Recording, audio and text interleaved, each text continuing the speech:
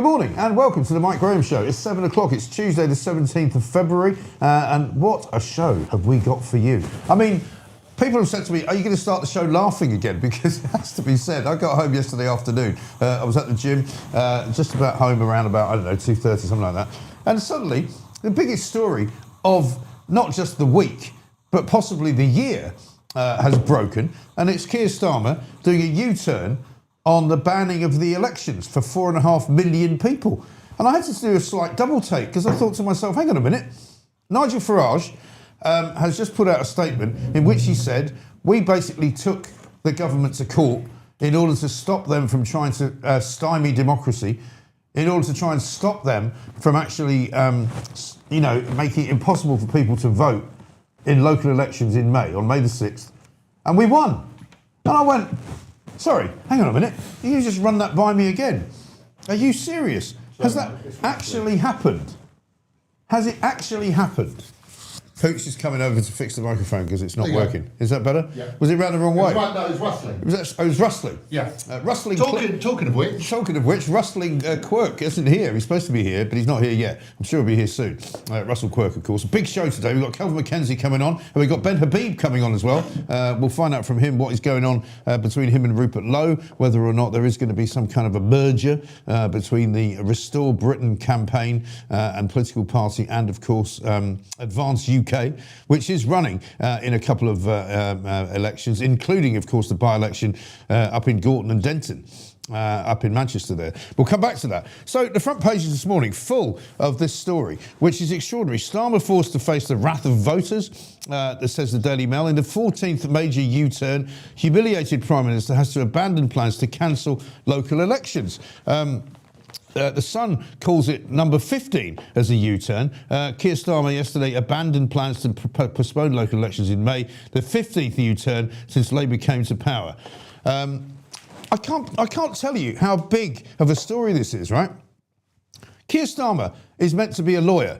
He's not just any lawyer, he's meant to be one of the top lawyers of all time. He's meant to have been the chief prosecutor in the Crown Prosecution Service in Britain, right? He's meant to have been one of the people who knows more about the law, perhaps than anybody else in the country, right? Supposedly, that's who we're talking about here. But Keir Starmer is so ridiculously, hopelessly out of touch with the law that he doesn't apparently know what it is. The Times goes with Starmer's plan to delay elections abandoned. So Keir Starmer has abandoned plans to delay elections for 4.5 million voters after being warned by government lawyers that the move could be ruled illegal.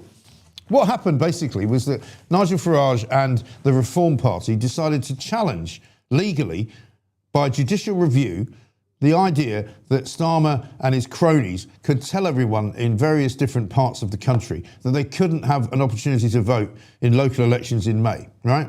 It was going to affect some of the biggest counties in the country, East Sussex, West Sussex, Norfolk, Suffolk, to name but four. How is it possible that this idiot that we call the Prime Minister was so ignorant of the law that he made a decision, pushed it through, announced it, said it was going to happen, insisted that it was the right thing to do, and all the while it was apparently illegal? What on earth is going on? We've got some clips to show you, right, with Keir Starmer yesterday, up until even midday, not even knowing that they were going to have to force a U-turn. Because apparently, when the lawyers looked at the judicial review possibility, when the lawyers looked at the challenge that was being made by Nigel Farage, they went, this might be illegal, Prime Minister. He appears on Jeremy Vine's show, not something I would normally mention on this show, on the Radio 2 Jeremy Vine show, not the TV version. And even at midday, he didn't apparently know that this was going to happen a couple of hours later. Have a look. Something's been watched. All of these are designed to keep young people on screen, not off screen, and we have to tackle that. The Culture Secretary, Lisa Nandy, just last year said the government was not considering an Australian-style social media ban for under-16, so I'm wondering whether this is another famous U-turn. No, it's not. I mean, I think this is such an important issue that we need to go into it with a ban as a possibility I definitely want to look at the evidence over the 3 months of the consultation. There are powerful arguments on both sides. I mean, some people will simply say, just get all under 16s off social media, and that's the end of it. NSPCC, obviously an organisation very concerned with children's protection, says no, it'll push children to even darker places. Others, I was with young people this morning, the 16s and 15-year-olds who are actually going to be affected by this. And they said to me, look, we get our news from social media. We don't read the papers, and therefore you'll stop us accessing the news. We need to look at all of this in the round. But what I can say loud and clear is the status quo is not good enough. We will definitely be acting. And also a message really to platform providers that there's no free pass for any platform when it comes to protecting children. Is this...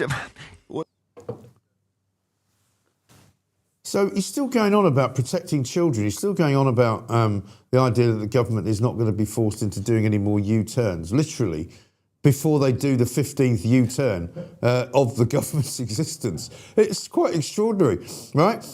Unbelievably. Here's one from Irish Wildflower. Oh, dear God, please, not his ghastly voice. He's just unbearable, talks utter codswallop. Well, he does, doesn't he? I mean, that is the problem. You know, you cannot literally believe your ears when you listen to what he's got to say, right? Let's have a look at what Nigel Farage has to say about the win and the victory for reform. So, big win. We took the government to court during the High Court this Thursday over the cancellation of 30 elections around the country. In the case of Norfolk, Suffolk, East and West Sussex, this would have been the second year in a row elections have been cancelled. So it's the Labour government colluding with the Conservatives, and in the case of Cheltenham, the Lib Dems as well, trying to stop 4.6 million people from having their vote, some for the second year in a row. The government have collapsed, they've caved in, we will not see them in court, they accept that we're right, all 30 elections will go ahead. 4.6 million people now get the vote. And when you think about it, as they're paying their council tax, don't they deserve that vote? This is a huge win for democracy, a huge win for reform, and I'll tell you what, we're going to campaign like hell. And of course, this is where it all starts to get rather interesting because it's half-term week, right? An awful lot of the MPs from both Labour and Conservative benches have disappeared off on their holidays. And now they're going to have to come back because all of those places where there weren't any longer going to be elections, i.e. 4.5 million voters worth, which, as I said, includes places like Suffolk, includes places like Norfolk, includes West Sussex and East Sussex and other places as well. They're all going to have to suddenly find candidates. They're all going to have to suddenly find a campaign manager. They're all going to have to suddenly find, you know, local volunteers to go out and knock on doors because they all thought we weren't having an election. It's an extraordinary state of affairs, ladies and gentlemen. I can't quite believe that this government has made this cock-up so ridiculous. Because it is. Make no mistake, this is possibly the worst U-turn they've ever had to make. Because for ages, we've been told that this has to be done because it's too expensive to run elections when we're kind of trying to change everything to do with the way that the local authorities are put together, right? What they've said is that it's too confusing. There was all sorts of Labour MPs on yesterday afternoon trying to justify why they wanted to cancel the elections, basically saying, oh, it's all to do with the fact that people don't know who they're voting for. People don't know who's collecting their bins. People don't know who's taking care of social care. People don't know whether it's a local authority, whether it's a national authority. They don't know whether it's a county council or a district council or a local council. They just don't know. La-di-la-di-la-di-la-di-la. Well, of course people would like a bit of clarity when it comes to local elections. They'd like to know, for example, how much of their bleeding council tax is actually going to fix the services where they live, as opposed to going on pensions for people that work in the council or going to salaries for people that work in the council. So there's an awful lot of questions that people would like to answer. But the point is that Keir Starmer and all of his idiotic cabinet kept going on and on and on and on about how this had to be done and how it was a very bad idea to have elections, cancelling democracy, saying that for some people 7 years is not too long not to be able to vote for somebody. Extraordinary. Barry Gardner, right, who is not exactly one of our favourite people here at the Mike Graham Show, a bit of a left-winger in the Labour Party, even he was critical of Starmer last night. Have a look at this. Sorry, Mike. Have we got it? 1 second. We'll get it in a second. Barry Gardner. I mean, imagine me actually praising Barry Gardner or anything Barry Gardner has to say. Some of you might have noticed, by the way, we've got another clock behind us. We've decided to start doing the international clock scenario where we're going to have, time. We're going to have Cape Town, Tokyo, New York, possibly Sydney. I don't know, maybe Dubai, where there's an awful lot of people. So we're going to be doing that behind me with more than one clock, because people have said before, wouldn't it be nice if you had the international sort of time clocks going? So that's what we've done. So I hope you enjoy it. You're not seeing double. We don't have the Barry Gardner clip, sorry. We'll come back to that then. So that's kind of the setup of the show for the moment. We've got Kelvin MacKenzie coming in a moment to talk to us. Russell Quirk's not here apparently. Somebody's told me he's gone away for half term. A lot of people do, that was one of the things I noticed on the tube yesterday. There's a lot of people with kids running around on the tube, taking them places. I remember those days. Crikey, I'm glad we don't have to do it anymore. Anyway, so let's run through some of the other stories we've got. Front pages as well, full of stories about one of the greatest actors of all time, Robert Duvall. And we've got a poll going actually on Robert Duvall. I don't know whether we can see that yet. Yeah. We can, yeah. Robert Duvall died yesterday, aged 95. What is his best movie role, is the question. Is it The Godfather? And I would say, what about Godfather 1 or 2? Because actually, he's in both, right? I think he actually makes an appearance in Godfather 3 as well, but that's the worst Godfather film of all time, so I never really talk about it. Falling Down, which is that great Michael Douglas film where the guy just goes completely berserk because he's just had enough. Apocalypse Now, brilliant film. And Tender Mercies, which Pooch and I have both agreed we haven't seen, but for which he won an Oscar. Bags has done a super chat for us, and he says Robert Duvall's best movie is Open Range. I think I've seen Open Range. I think I have. I'm not absolutely sure. Simon has sent us a super chat as well. Thank you, Simon. R.I.P. Robert Duvall, says Scottish Jim. I think it's got to be, you have to say, in my view anyway, I think, of course he was brilliant in The Godfather, but you've got to go with Apocalypse Now, haven't you? Yeah. I love the smell of napalm in the morning. And all that, Charlie doesn't surf when he's talking about the Vietnamese, remember? Because they call him Charlie, don't they? The Viet Cong. I think it's Apocalypse Now. But, there's a lot of people complaining about the clocks. I'm not quite sure. Well, a couple of people saying... well, no. Dee says it looks like one of the clocks needs a battery. Really? No, they're on different times because it's a different time zone, right? So one of them is London time, and the other one, I'm not sure exactly what time it's fixed on, but it's an international clock. Okay, that's the point. And that's what we like to do. We like to show you what the time is in other parts of the world. Other stories on the front. The Mirror goes on page 1, of course, because the Mirror cannot ever report anything which is negative about the government. So, incredibly, they've gone... They've gone with save our next generation from social media. That's the Daily Mirror, because they can't bring themselves to go, Keir Starmer is a wanker. I can't say it too clearly for you. Well, Mike, get the fans to say it. Should we get the fans to give their view? This is a Millwall game. I think it's in the FA Cup. Check it out.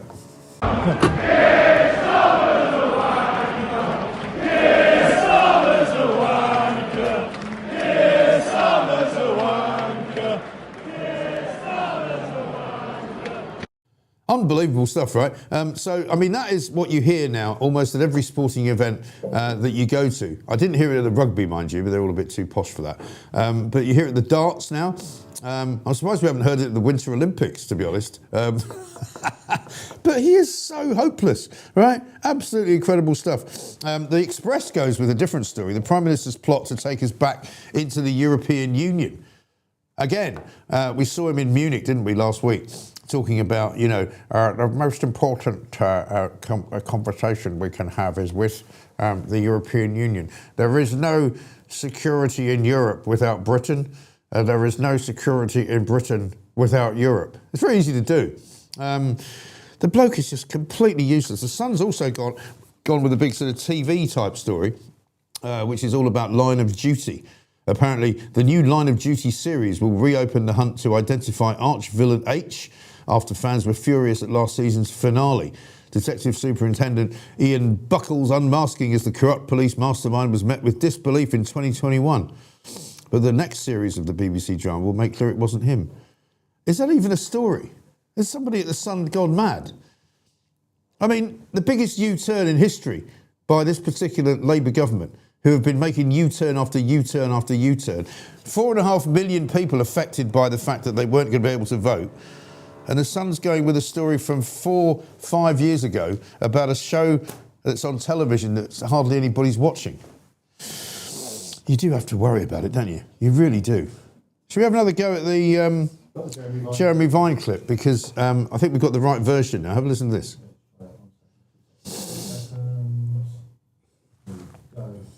Won't it? Because you've had Lisa and Andy saying we're not doing it. You're now saying we might do it. If you now announce you're not going to do it after all, it then takes its place with this list of U-turns. And I'm sorry to go on here, but it's a long list. Grooming gangs, the measurement of government debt, trans rights, the two-child benefit cap, the WASPy women, winter fuel payments, the famous one, sickness and benefit cuts, national insurance, income tax thresholds, unfair dismissal of new workers, inheritance tax on farmers, business rates for pubs, U-turn, digital ID cards. That's 13.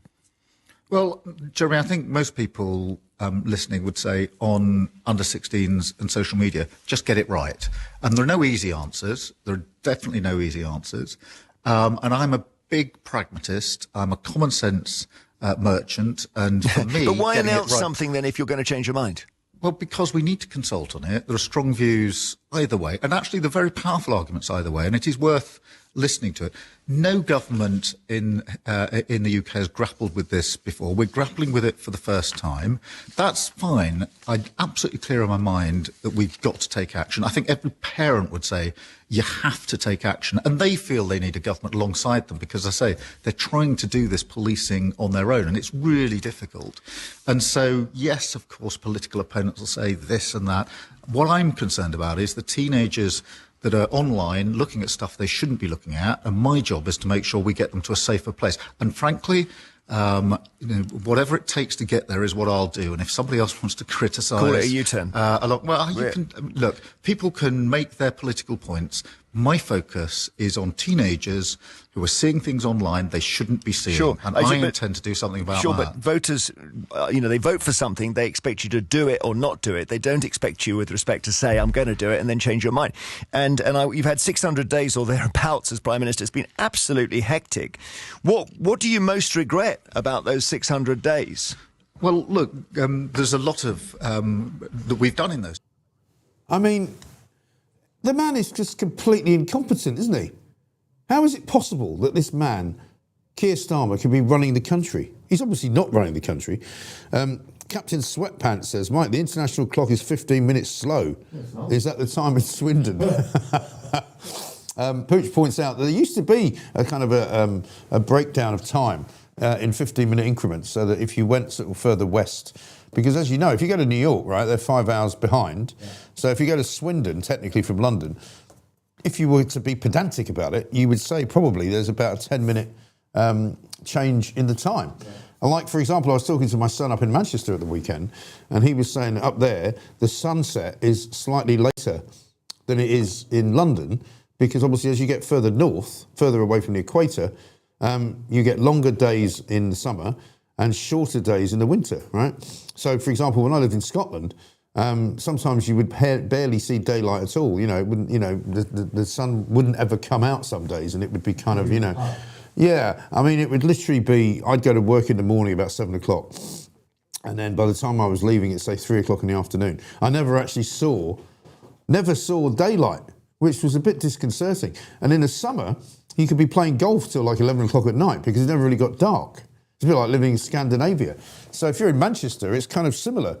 But don't worry, we've sorted the clocks. We've fixed them. Pooch has been on the case. And so you'll see that one of them is on London time.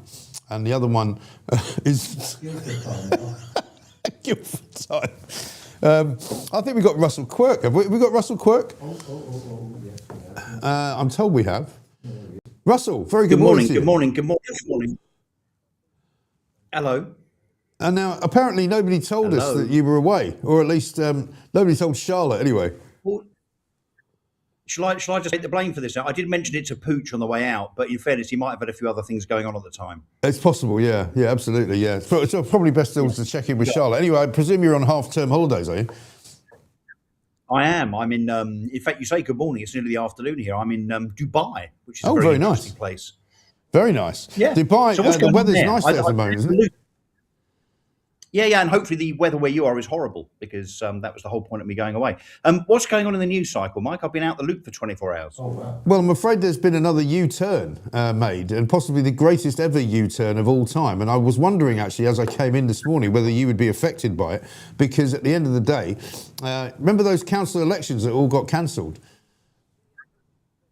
Yeah, only 4 million people affected, though, so not really a big deal. No. Well, now they're going to go ahead, because apparently yesterday...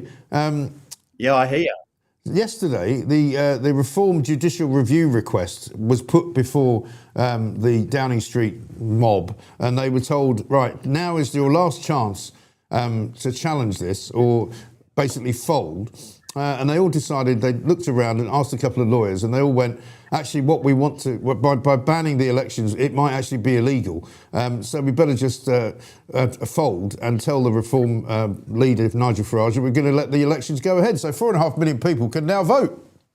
Yeah, and you know, unfortunately for the Labour government, of course, the Electoral Commission said this about 2 months ago, that they saw absolutely no reason whatsoever that elections shouldn't go ahead. You ask if it affects me. I mean, it doesn't in Essex and in Brentwood where I am, because Reform, including myself, have campaigned long and hard over the last few weeks to make sure that those elections do take place, despite the fact that various Conservative and Lib Dem politicians, Mike, have desperately tried, albeit by subterfuge, to get the elections cancelled. But this is interesting, when I asked the chief executive of Brentwood and Rochford district councils if there was any possible reason from his point of view as the head of paid service, you know, the guy that's in charge of hundreds and thousands of people and resources and all the rest of it, I said, Jonathan, is there any reason at all practically why these elections should not go ahead? Is there any justification for them being cancelled? Do you know what he said? He said, there's absolutely no reason whatsoever. So when the chief execs of councils are saying, yeah, this really isn't a thing in terms of this kind of reorganisation, this local government thing, dictating that elections can't go ahead, what we have to realise, and I know many of us have said this is the Labour and Conservative parties are running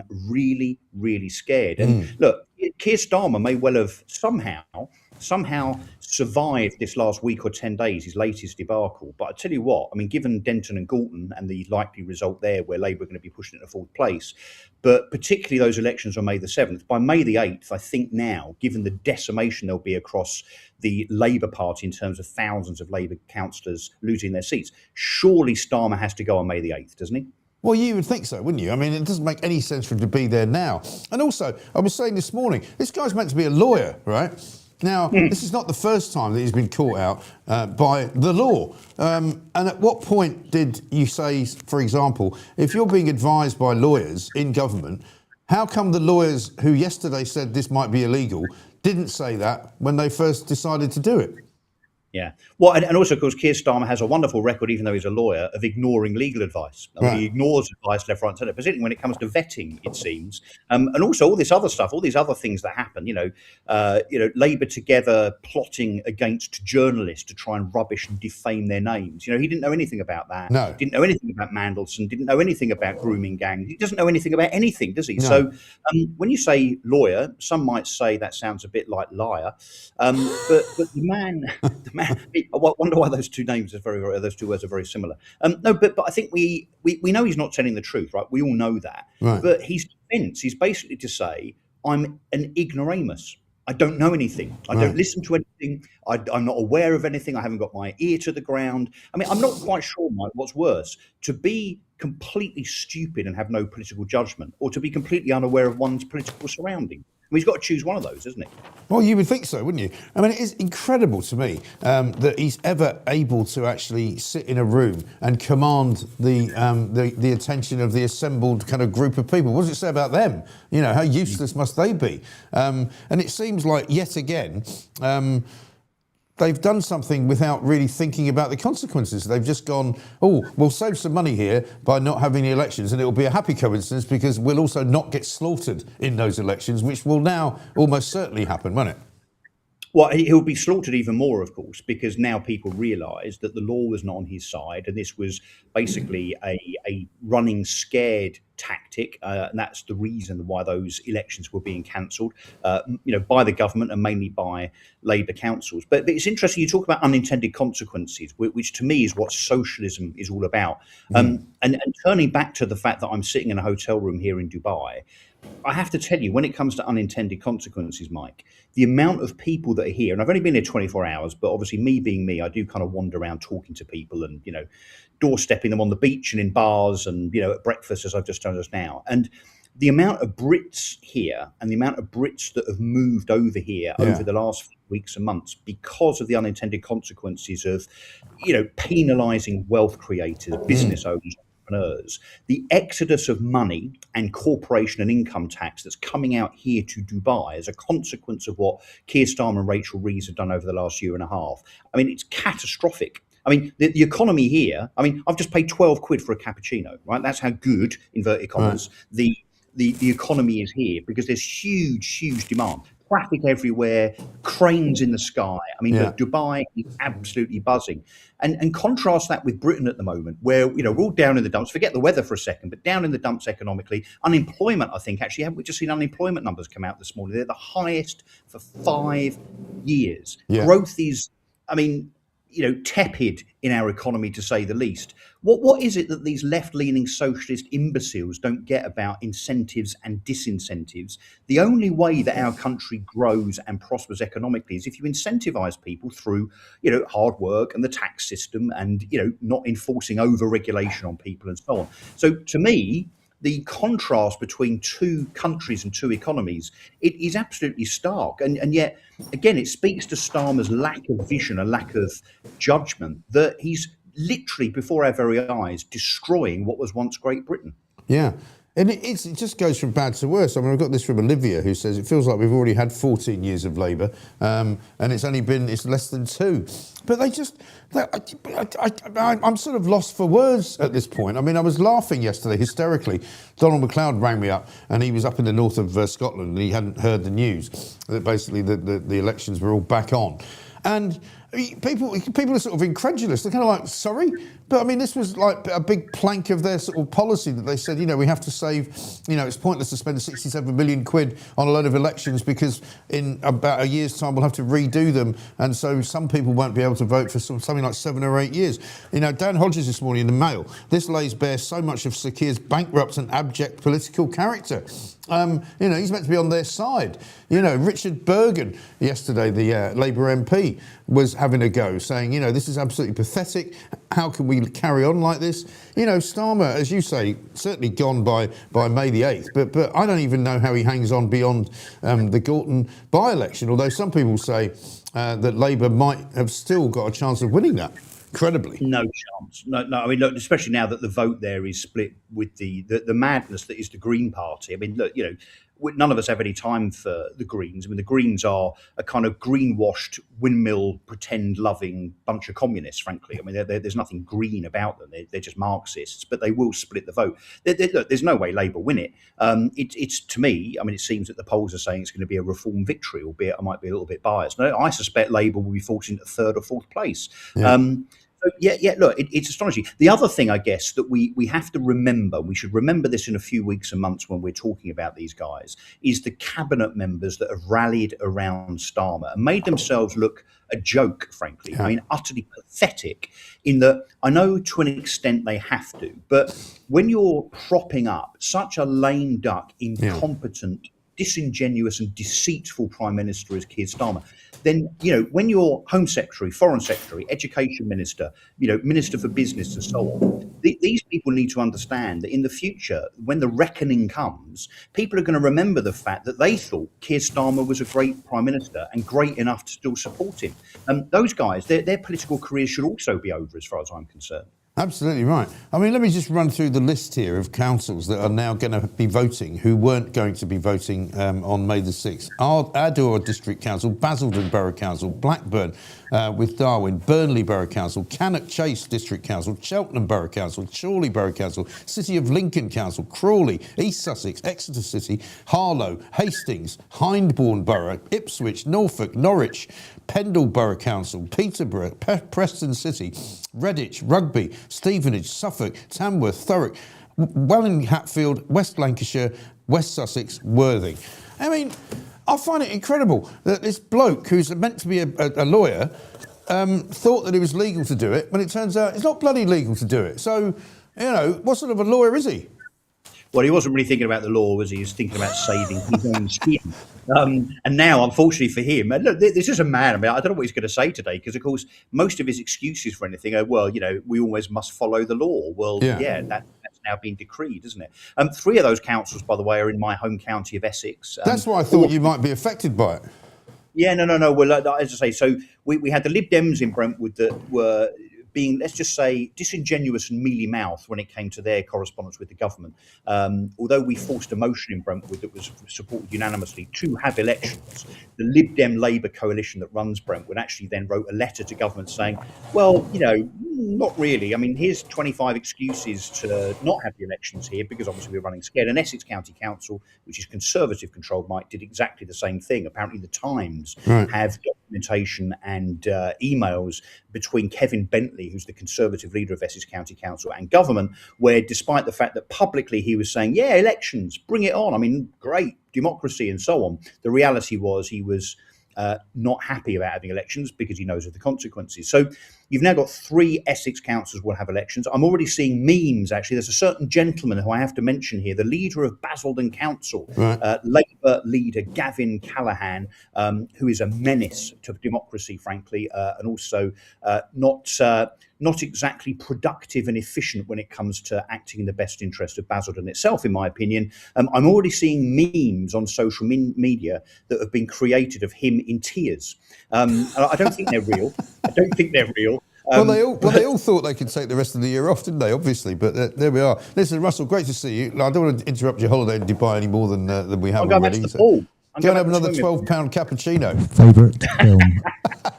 Brilliant. But God knows how much a glass of champagne is going to cost. Russell Quirk there reporting into us from Dubai. And I'm delighted to say that we are now joined right now and for most of the rest of the show by Kelvin MacKenzie. Kelvin, very good morning to you. Good morning to you, man. Very nice to see you. Yeah. Well, I guess should we be doing the news first before we get stuck into anything else? Let's do a bit of that because I've got to ask you so many questions about this ridiculous U-turn, the most ridiculous U-turn I think they've ever done. Incredible. Keir Starmer, the lawyer, works out that after months and months and months of saying we're going to delay these elections, it turns out it's illegal. So he's now decided to go ahead with them.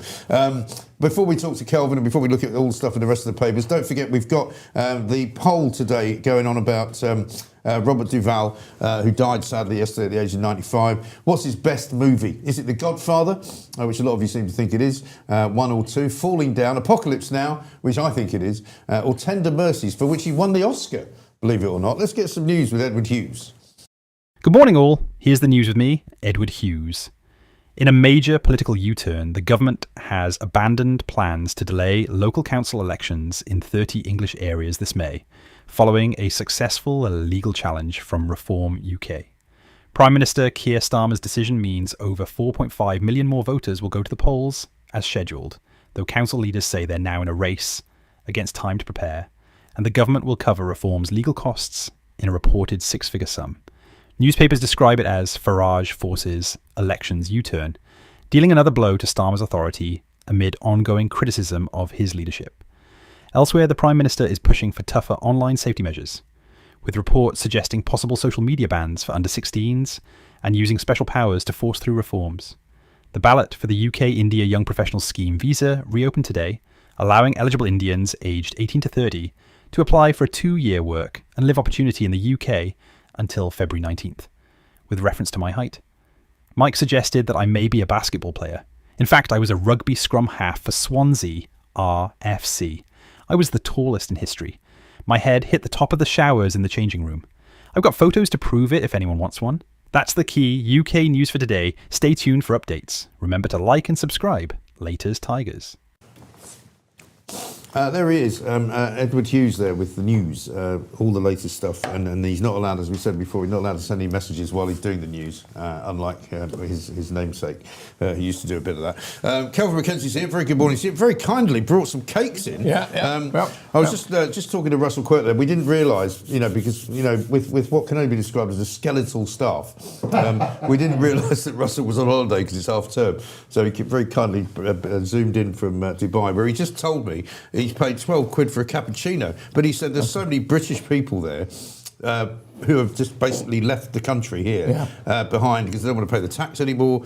They think that it's going to hell in a handcart, and they're never coming back. Well, my friend, it's not often that you say that about Richard Desmond, but Richard Desmond, former owner of the Daily Express Group and Channel 5, and very wisely sold them both at a handsome profit. Well done to you, He did very Richard. well with Channel 5, didn't he? He did well, yeah. He got in and got out. Whereas, of course, we stayed with Channel 4. Yeah. So something that was worth 20 years ago, probably a couple of billion, that was probably worth just south of $1 billion 10 years ago, is worth absolutely zilch now. Yeah. This is owned by the state business. Yes. The fact that we keep that load of old tosh going is beyond a scandal. And but anyway, so Richard shows you the way to do it: get in and get out. And he's out in Dubai, as is. Has he moved there as well? Yeah, he's out there. And so, and I think he used to live in Bishop's Avenue, which used to be the swankiest street in London. Right. But everybody has got out of Bishop's Avenue. And it's well worth going to have a look down there now. What used to be some of the most glorious houses in London. There's a lot of scaffolding and blocked up, properties that are clearly unoccupied, right? Yeah, people no longer live there. Yeah. And you can't sell them, right? Because as was pointed out, that with the tax arrangements changed.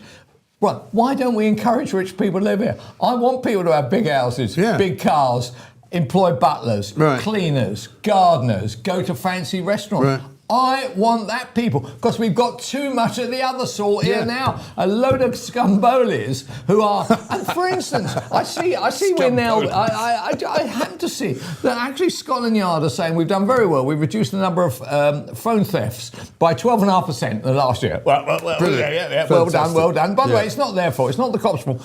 Right, there were 76,000 people had their phones nicked last year, and that's a triumph. Yeah. It's an absolute disgrace. I have a friend, and I think you know her as well, who that works in the Knightsbridge area, in the hotel area, and the Arabs, the people from the Middle East, are not coming. Whereas we're going to Dubai, they aren't coming to stay in around the Knightsbridge area because they're frightened of the crime. Right. So I wish to God when the Metropolitan Commissioner, who seems to be more politician than he is copper, which may be the only way you can get that job, right? When we have nobody having their phones nicked in London, then he can come out and say, I should be made a lord or triumph. Something. Yeah, absolutely. But, I was reading a piece the other day, I can't remember where it was, I think it was in the Times, somebody writing about, why am I paying every time I get on the tube? Because every time I get on the tube, as I go through the barrier with my ticket, about 6 people come behind me who haven't bothered paying, and they sweep through and nobody does anything about it. And so there's now, probably hundreds and hundreds of people every single day using the network without paying for it. And muggins like you and I are paying. Right, so I was at Waterloo Station, right, at literally 20 to 9 a couple of months back. In the morning? No. At night? At night. Okay. A whole group of us all waiting. Brave of you. Waiting for our train in the same area, platform 3 and 2. And along comes a young, tall lad. The train and the platform are announced, and he comes straight up to the ticket barrier. Boom! Actually, give him his credit. I mean, he could be in the Olympics. Vaulted over it. Goes boom! Straight over the top. Honestly, I don't say anything. What am I going to say? The kid is probably 18 to 21. I don't want to have my lights punched out. I understand why platform staff, they don't want their lights punched out. However, we do employ security and police people whose job it is to do this kind of thing. So when you sit there and watch this, you just say, Has London collapsed? Is this the same in every city? Which could well be, by the way. I don't live in every city. Right. But I feel that that London especially has a very uncomfortable feel about it. It really does. And it's noticeable now. And I say this a lot, and people accuse me of all kinds of racism and nastiness and all the rest of it. But no, you're right. There is a definite kind of menace about it. And it's the same feeling I had when I was living in New York in the 80s, when David Dinkins was the mayor, and there was a sort of general social collapse before Giuliani got in. And I had just had my daughter, and she was coming up to being 2 years old, and we said at the time, let's move back to England because it doesn't feel safe. You'd go out to the local kids' playground, and there'd be needles in there and all sorts of other horrible stuff that had been left. There was a lot of homeless people. Okay, well, it was all a broken down society. Okay, let me ask you this: if first of all, would a Giuliani figure get elected in London? Probably not. Right. So that's one of the issues. I mean, one of the issues we face is obviously a kind of religious kind of feel to the way that voting takes place in London, right? Yeah. I.e., could you actually be elected as London mayor if you weren't a Muslim? Right. And therefore, I don't know about the Muslim thing, but I think it's a left-wing thing as well, somehow, because Lola Cunningham is going to stand for reform, but I don't think she's necessarily got any chance of getting in because she's a Muslim. I don't think she'll get in because she's not left-wing enough. How Muslim is she? Well, I think she's a practicing Muslim. Is she? Yeah, I think so. So how would would conservative Muslims in London view her? I don't think they would like a woman to be in charge. Right, okay. That's what I think. But, I'm not sure. I don't understand how Sadiq Khan keeps getting elected. Every time I speak about him and I go to talk to taxi drivers, I've never met anyone that voted for him. Hold on Nobody a second. has. Hold on a second. If you talk to a taxi driver, you'd be lucky to get Attila the Hun elected. No, but I mean that if you say to the taxi driver, have you ever had anybody in the cab that actually said they voted for him? Yeah. They say no. Well, no, the taxi driver, if he heard that, he'd stop the cab and throw him out, wouldn't he? Probably true. Although you say that, I once got in a cab, and black cab, and the guy was listening to James O'Brien, and I went, "Oh Christ, I'm not telling him who I am," because at the same time I was doing a 10 to 1 show, and there's a shift. When the cab drivers are listening to O'Brien, there's a problem. Well, I'll tell you what, that should be part of whether a licence is issued or not, shouldn't it? Yes. Do you listen to James O'Brien? Yeah. I'm afraid you'll have to you'll have to be an Uber driver. Exactly you can't be a black cab driver. I've got a note here from Gary. It says Kelvin's Mohican haircut is great. Yeah, there is no hair. Okay, this is a haircut which has reduced the hair.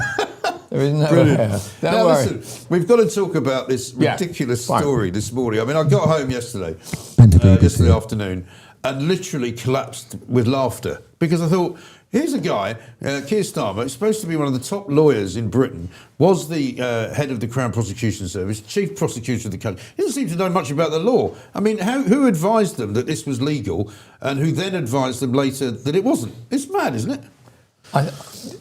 It's a really serious issue, this, it is. Right? There are two serious issues, or a number of them. First of all, the thing that did cheer me up, by the way, and I'm sure cheered up your audience. Well, it did and it didn't. Is that the £150,000 legal bill, which reformed, ran up fighting this. Honestly, I'm a half and a halfer, right? I'm a half Reform, half Tory. So that 150 grand bill is going to be picked up by the government. I was cheered up until, of course, I realised in my stupidity that was our money, and whereas it would have been Reform's money. Whoever is funding them, right? They would lose it, but now we're going to lose it. The second issue, or two or three issues. The second issue is throughout the whole of this process, there has been only one Secretary of State dealing with this, Stephen Reid. I have raised, I think on your show, but certainly generally, is that Stephen Reid's previous job was leader of Lambeth Council. Now, your viewers will know what a shocking area of political life Lambeth Council is. Right? One of the worst. So how is it that he's allowed And who were the lawyers who said to them that this mad idea was going to fly? Right. And then they showed it to the first Treasury Counsel. Yeah. This is the guy who's seen it, right? He is the lawyer whose job it is to say to the government, we should do this or not do this. Yeah. So he gets shown this work, which he has had nothing to do with it. He reads it and said, mate, I don't know why you did this, because actually we are going to lose this if we go into court. Are they? So who were the previous lawyers and why we need to name them? They've cost us a lot of money and they need to be fired as well. But the other issue is, what is it about this government that is so poor that they can't? I've got an idea. Why don't we do it this way round? Why don't they announce the U-turn in advance and then reverse the U-turn and make it the policy? Okay? Well, you might say that they've made a massive blunder here, but they continue to do it. I mean, Chagos looks like the same situation, where they've got Lord Hermer, again supposed to be a human rights lawyer, supposed to be a brilliant man, Jonathan Powell, the former Blair advisor, who's now kind of selling off bits of Britain as best he can to try and make a bit of money back. No, the Guardian say he's going. Is he? He's going. He'll go by the end of the year. That might be because he was brought in by Mandelson. Because that was all part of the same kind of cabal, wasn't it? But they keep getting the wrong advice. And, I mean, either they're pig-headed and they decide to do things because they think they can get away with them until they get found out, or they're ideologically driven and they say, well, we must do this, we don't care if it's not legal. But you're right, how can they have been given advice that it was legal, gone ahead and done it and announced it, and then found out that it's not? It doesn't make any sense. Right. So they need to explain that.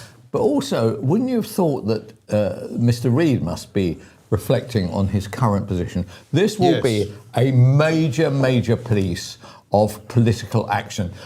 Round my way, I live, as you know, I live at Weybridge Way, which is disappearing. Elmbridge is disappearing, which is just as well, because I went to a council meeting, an Elmbridge council meeting, where an incredible thing happened. It's basically run by the Lib Dems and people who call themselves independents. You see the word independent on your ballot? They're not independent, they're socialists, but they're in Tory neighbourhoods and can't say they're Labour because if the word Labour appears on it, nobody votes for it, okay? So, they're having a discussion about whether migrants can be housed in Elmbridge hotels. The leader of the council has his view. Some shocking independent tosser has their view, right? And everybody has their view. Right.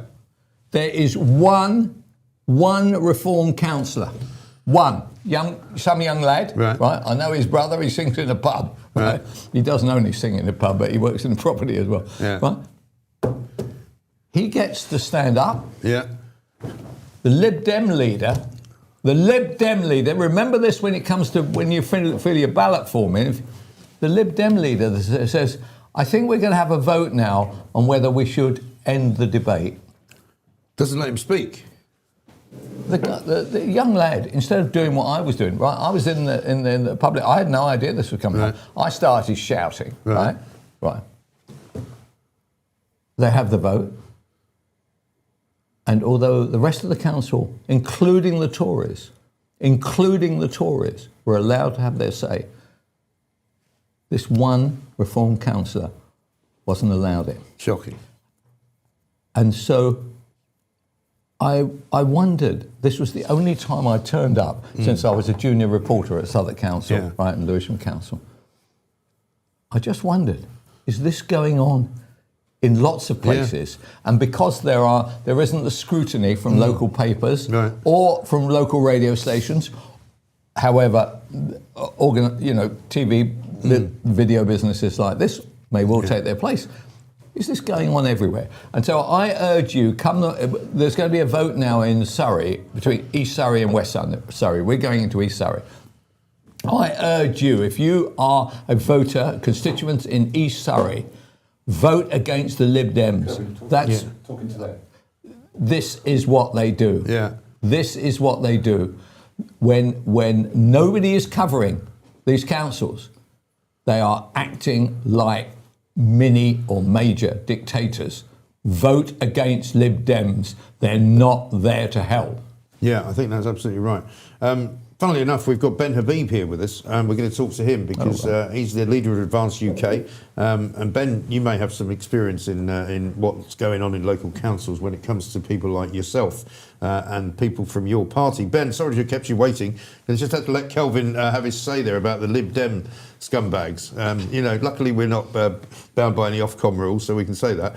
Very good morning to you. I'm not hearing you actually, Ben. Are we hearing him, Paul? He's muted himself. I think you're muted. Are you muted? Unmute yourself. Unmute. Can you unmute yourself? Guest has muted themselves. Yeah, it says guest has muted himself. We'll come back to it. We'll come back. We'll get Pooch to fix that. It's quite interesting about Advance, isn't it? Yes. I mean, I'm a fan of anybody who wants to do anything in the area of democracy. But is there room for an Advance? Is there enough of a gap in the market, if you know what I mean? Yeah. Are there people who are unrepresented who Ben, and because it's not going to end like this. No. We are going to end up with 1,000,001 parties because that is the way that the online world's gone and that's the way that politics will go. Yes, I think so. Well, we now have Restore Britain as well, which a lot of people have been saying we should be talking about. Right. Yesterday I was getting loads of messages from people who are big fans of Rupert Lowe's saying, after all, if you're not going to go with reform because you don't think that they're anything other than a similarly kind of, what you might call as establishment party, if you want to go really to the right, you have to go to the right of reform and you have to go with either Advance or with Restore Britain. I think we're going to try again with Ben Habib. Ben, how's that? Guest has muted themselves. No, still muted. We're getting a message here that says you've muted yourself. Is there anything you can do about that? Sign language? No, we'll try it one more time and try and come back. I mean, the thing is, you're right. I think there are certainly a chunk of people, and it's not clear whether they're just people online and people sort of obsessed with Twitter who feel that reform are not doing what they want them to do. They feel that they've become Tories 2.0 is what they get accused of. Well, if you look at, have you seen what the Times is saying this morning? The Times is saying that Nigel Farage later today, I think in what I think is a clever move, is that he's going to make Jenrick his shadow chancellor. Right. He's going to make Habib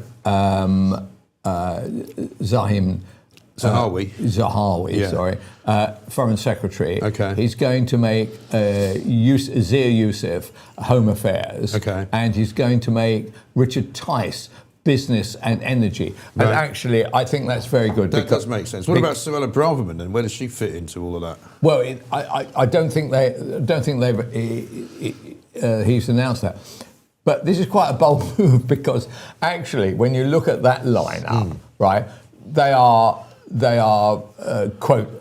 Right, actually, whether you want proper politicians running your country, having seen the state we're in, I'm not sure, but they are proper politicians, and they would be able to say, actually, if you were concerned that we were failures, we simply didn't know enough, we were failures. I think Nigel can correctly say, no, we're not. Yeah. Now, however, it does play to that argument that you were making just then.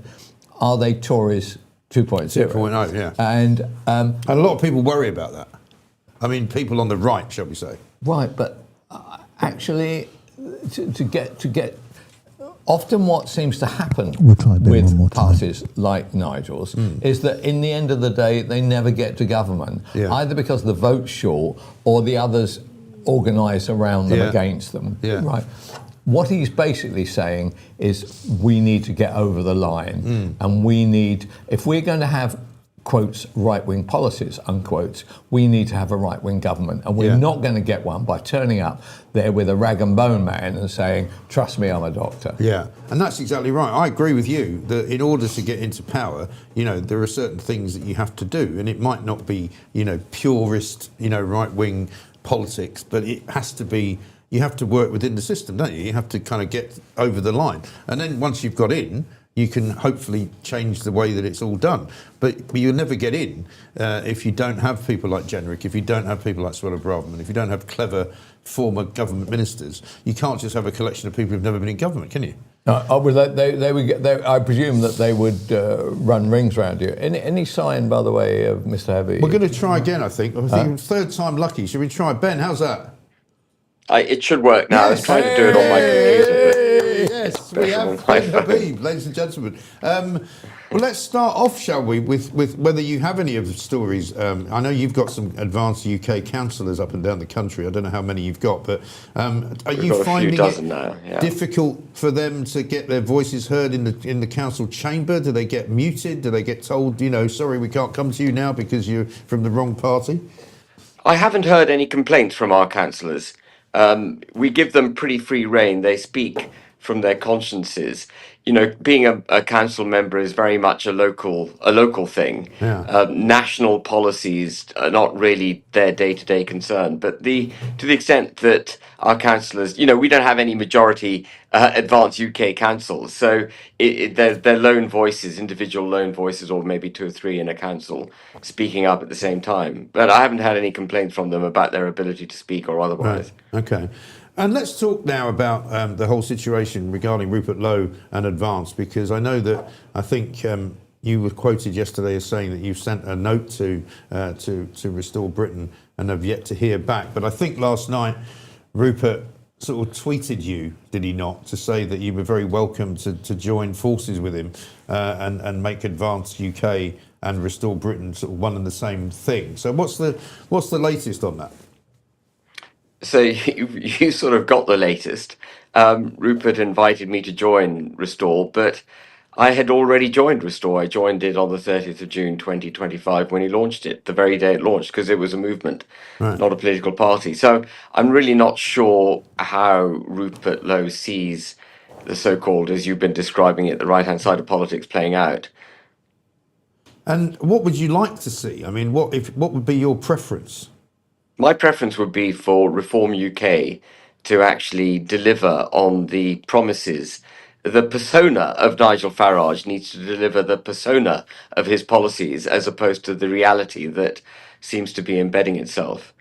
I don't want to go into a whole Reform UK, sort of analysis, but as you've discussed, Reform UK is becoming Tory 2.0, and I take your point that you need to have capable people running the show, but the people they've taken on, many of them demonstrably incapable, made a complete balls up when they were in government. Some of them were fiddling their tax returns apart from anything else, or not being open about their taxes. And they're not the kind of people you can return to government and then assume the country's going to be saved.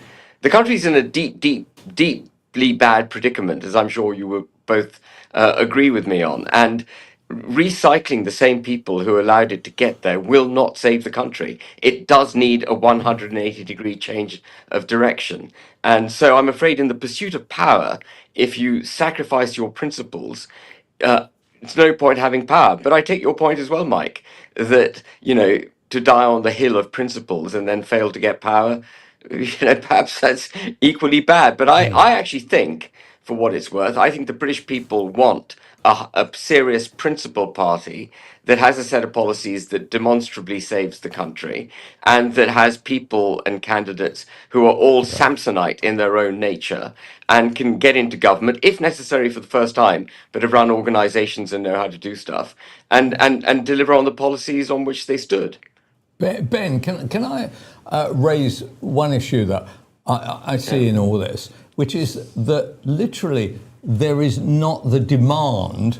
I mean, I admire anybody who does anything in this life, whether it's in politics or in business, or it's even bowling a cricket ball. It's easy to be a critic. It's bloody hard to be a principal.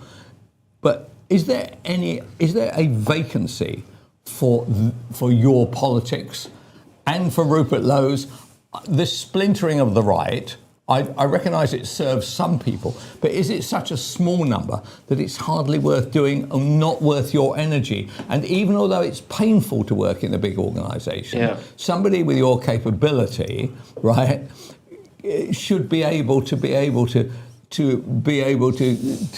kind of muzzle yourself in order for the greater good of potentially getting into government and then really putting down your foot on the accelerator. So let me just answer the second point first, if I may. Quite prepared to muzzle myself for the greater good, but muzzling myself right now would deliver, I think, into office a complete pointless Reform UK government. Reform UK hasn't delivered even one joined up policy since they got their 5 seats in Parliament. They say one thing one day, they say another thing the next day. I know a lot of your viewers will be tearing their hair out saying Ben Habib's having another go at reform, but that is the reality of it. You know, 1 minute Farage isn't in favour of mass deportations of illegal migrants, the next minute he is. Then he talks about how you can't trust a Tory and he's infecting his party with Tories. He talks about, you know, them having had a Damascene conversion, but you've got Zahawi, who's pro-lockdown, pro-EU, giving a blanket asylum to any illegal migrants who are in the country. They're all at 6s and 7s with themselves. So there's no point muzzling yourself when you know that what would happen if you were to muzzle yourself would be a disaster. But coming to your other point, which I think is a really pertinent point, well, both very pertinent points. Well, thanks very much. But, you know, is there room for a party like this? Well, the two-party system, as we all know, is broken. Yeah. It's gone. Yeah. And on the so-called right-hand side of politics, you've got the Conservatives on 17 to 20%, depending on which poll you look at, and you've got Reform UK at 25 to 30, depending on which poll you look at. Actually, that's a very fragmented field, and in a fragmented field, if Advance were to get to 10%, say, actually we can drive significant change. But the reality is, given how febrile the electorate is, and just remember, Reform got onto the map within 2 or 3 years, there's absolutely every prospect of a serious principled political party taking the majority share, replacing the other parties if necessary. That is not beyond possible. That is very much possible, particularly in this political environment. I mean, the thing that I find interesting, Ben, is, you know, when I asked you, how would you like to see things play out, I sort of meant more between you and Restore Britain, because what I see, and I know an awful lot of this is chatter on chat rooms and YouTube, you know, in opinions and online opinions, but people either hate you for being bitter or love you and want you to be Prime Minister. There's not much in between. And it's an extraordinary thing. And the same goes for Rupert Lowe's people. You know, they're kind of like, I mean, all day yesterday, why aren't you talking about Restore Britain? And I went, well, because what are you going to say? You know, so they formed a political party. I don't even know if they've actually registered it. I don't really know how many members they've got. They say they've got 50,000. It may be true. You know, it's kind of like, you know, the very fact that it's happened, people seem to think is worthy of comment. And maybe it is. But you know, I don't see the emergence of a political party called Restore Britain making any difference whatsoever to anything at this moment. I mean, just to you know, update the facts. Restore Britain is a private limited company by shares. It's limited by shares. Right. It's got one share. That one share is owned by Rupert Lowe. Right. It and hasn't that's what applied you objected to reform about, wasn't it? It's a slight issue, right? So we seem to be going around in circles on the right-hand side of politics, trying to find a serious way in order to get the policies that we need. Can I just say straight off the bat, if I were bitter, I would just sit on the sidelines griping. I haven't sat on the sidelines griping. I've actually set up a political party. We have registered with the Electoral Commission. We have got very nearly 40,000 members. We've got dozens of councillors. We are standing in our first by-election. We are now producing our policies, and we're going to do that in a coherent, holistic fashion, so that by the time we get to the general election, we will not just have policies, but we will have draft legislation backing it up, which we will put in our manifesto, so the British people can not just see some airy-fairy, vague nonsense that we might do as a political party if we got into office. They'll see the draft legislation, and that has the benefit of us being able to go into the Commons if we get elected and slam down our manifesto and say the Lords cannot object to this, the civil service cannot object to this, because it was in our manifesto. It's protected by the Salisbury Convention, and we must pass this draft legislation as it's drafted. So on day one, we can actually give effect to a dramatic change in the way this country is governed. That's the kind of approach that's needed. And I will back any political party. I would be happy to stand aside for any political party that produces a coherent set of policies that will restore our borders, reduce our regulations, reduce our taxes, restore our sovereignty, and make this country prosperous. It's got nothing to do with being bitter or trying to, have a go at Farage or have a go at Reform or make my own party, be the front man. It's got nothing to do with any of that. It's simply to get that end result. Fine.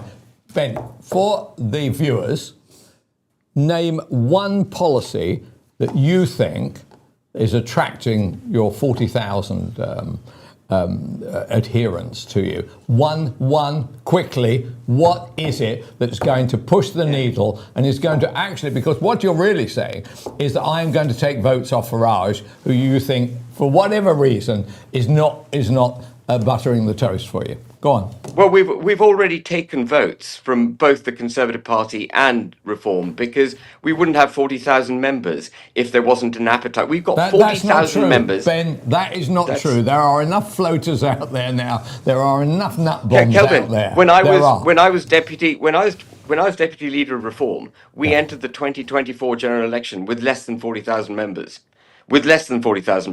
I've got to 40,000 members within actually we did it in 3 months. But okay, the single most important overarching policy which the British people need to hear, and you have to bear with me on this perhaps for a second, is the restoration of what it means to be British. Because over the last 30 years, we have set aside our understanding of what it means to be a citizen of this country. The combined effect of the Human Rights Act, the Equalities Act, and then progressive discrimination in favour of people who've come to this country has actually hijacked our understanding of our heritage, our culture, our legal system, our constitution. All of that needs fixing.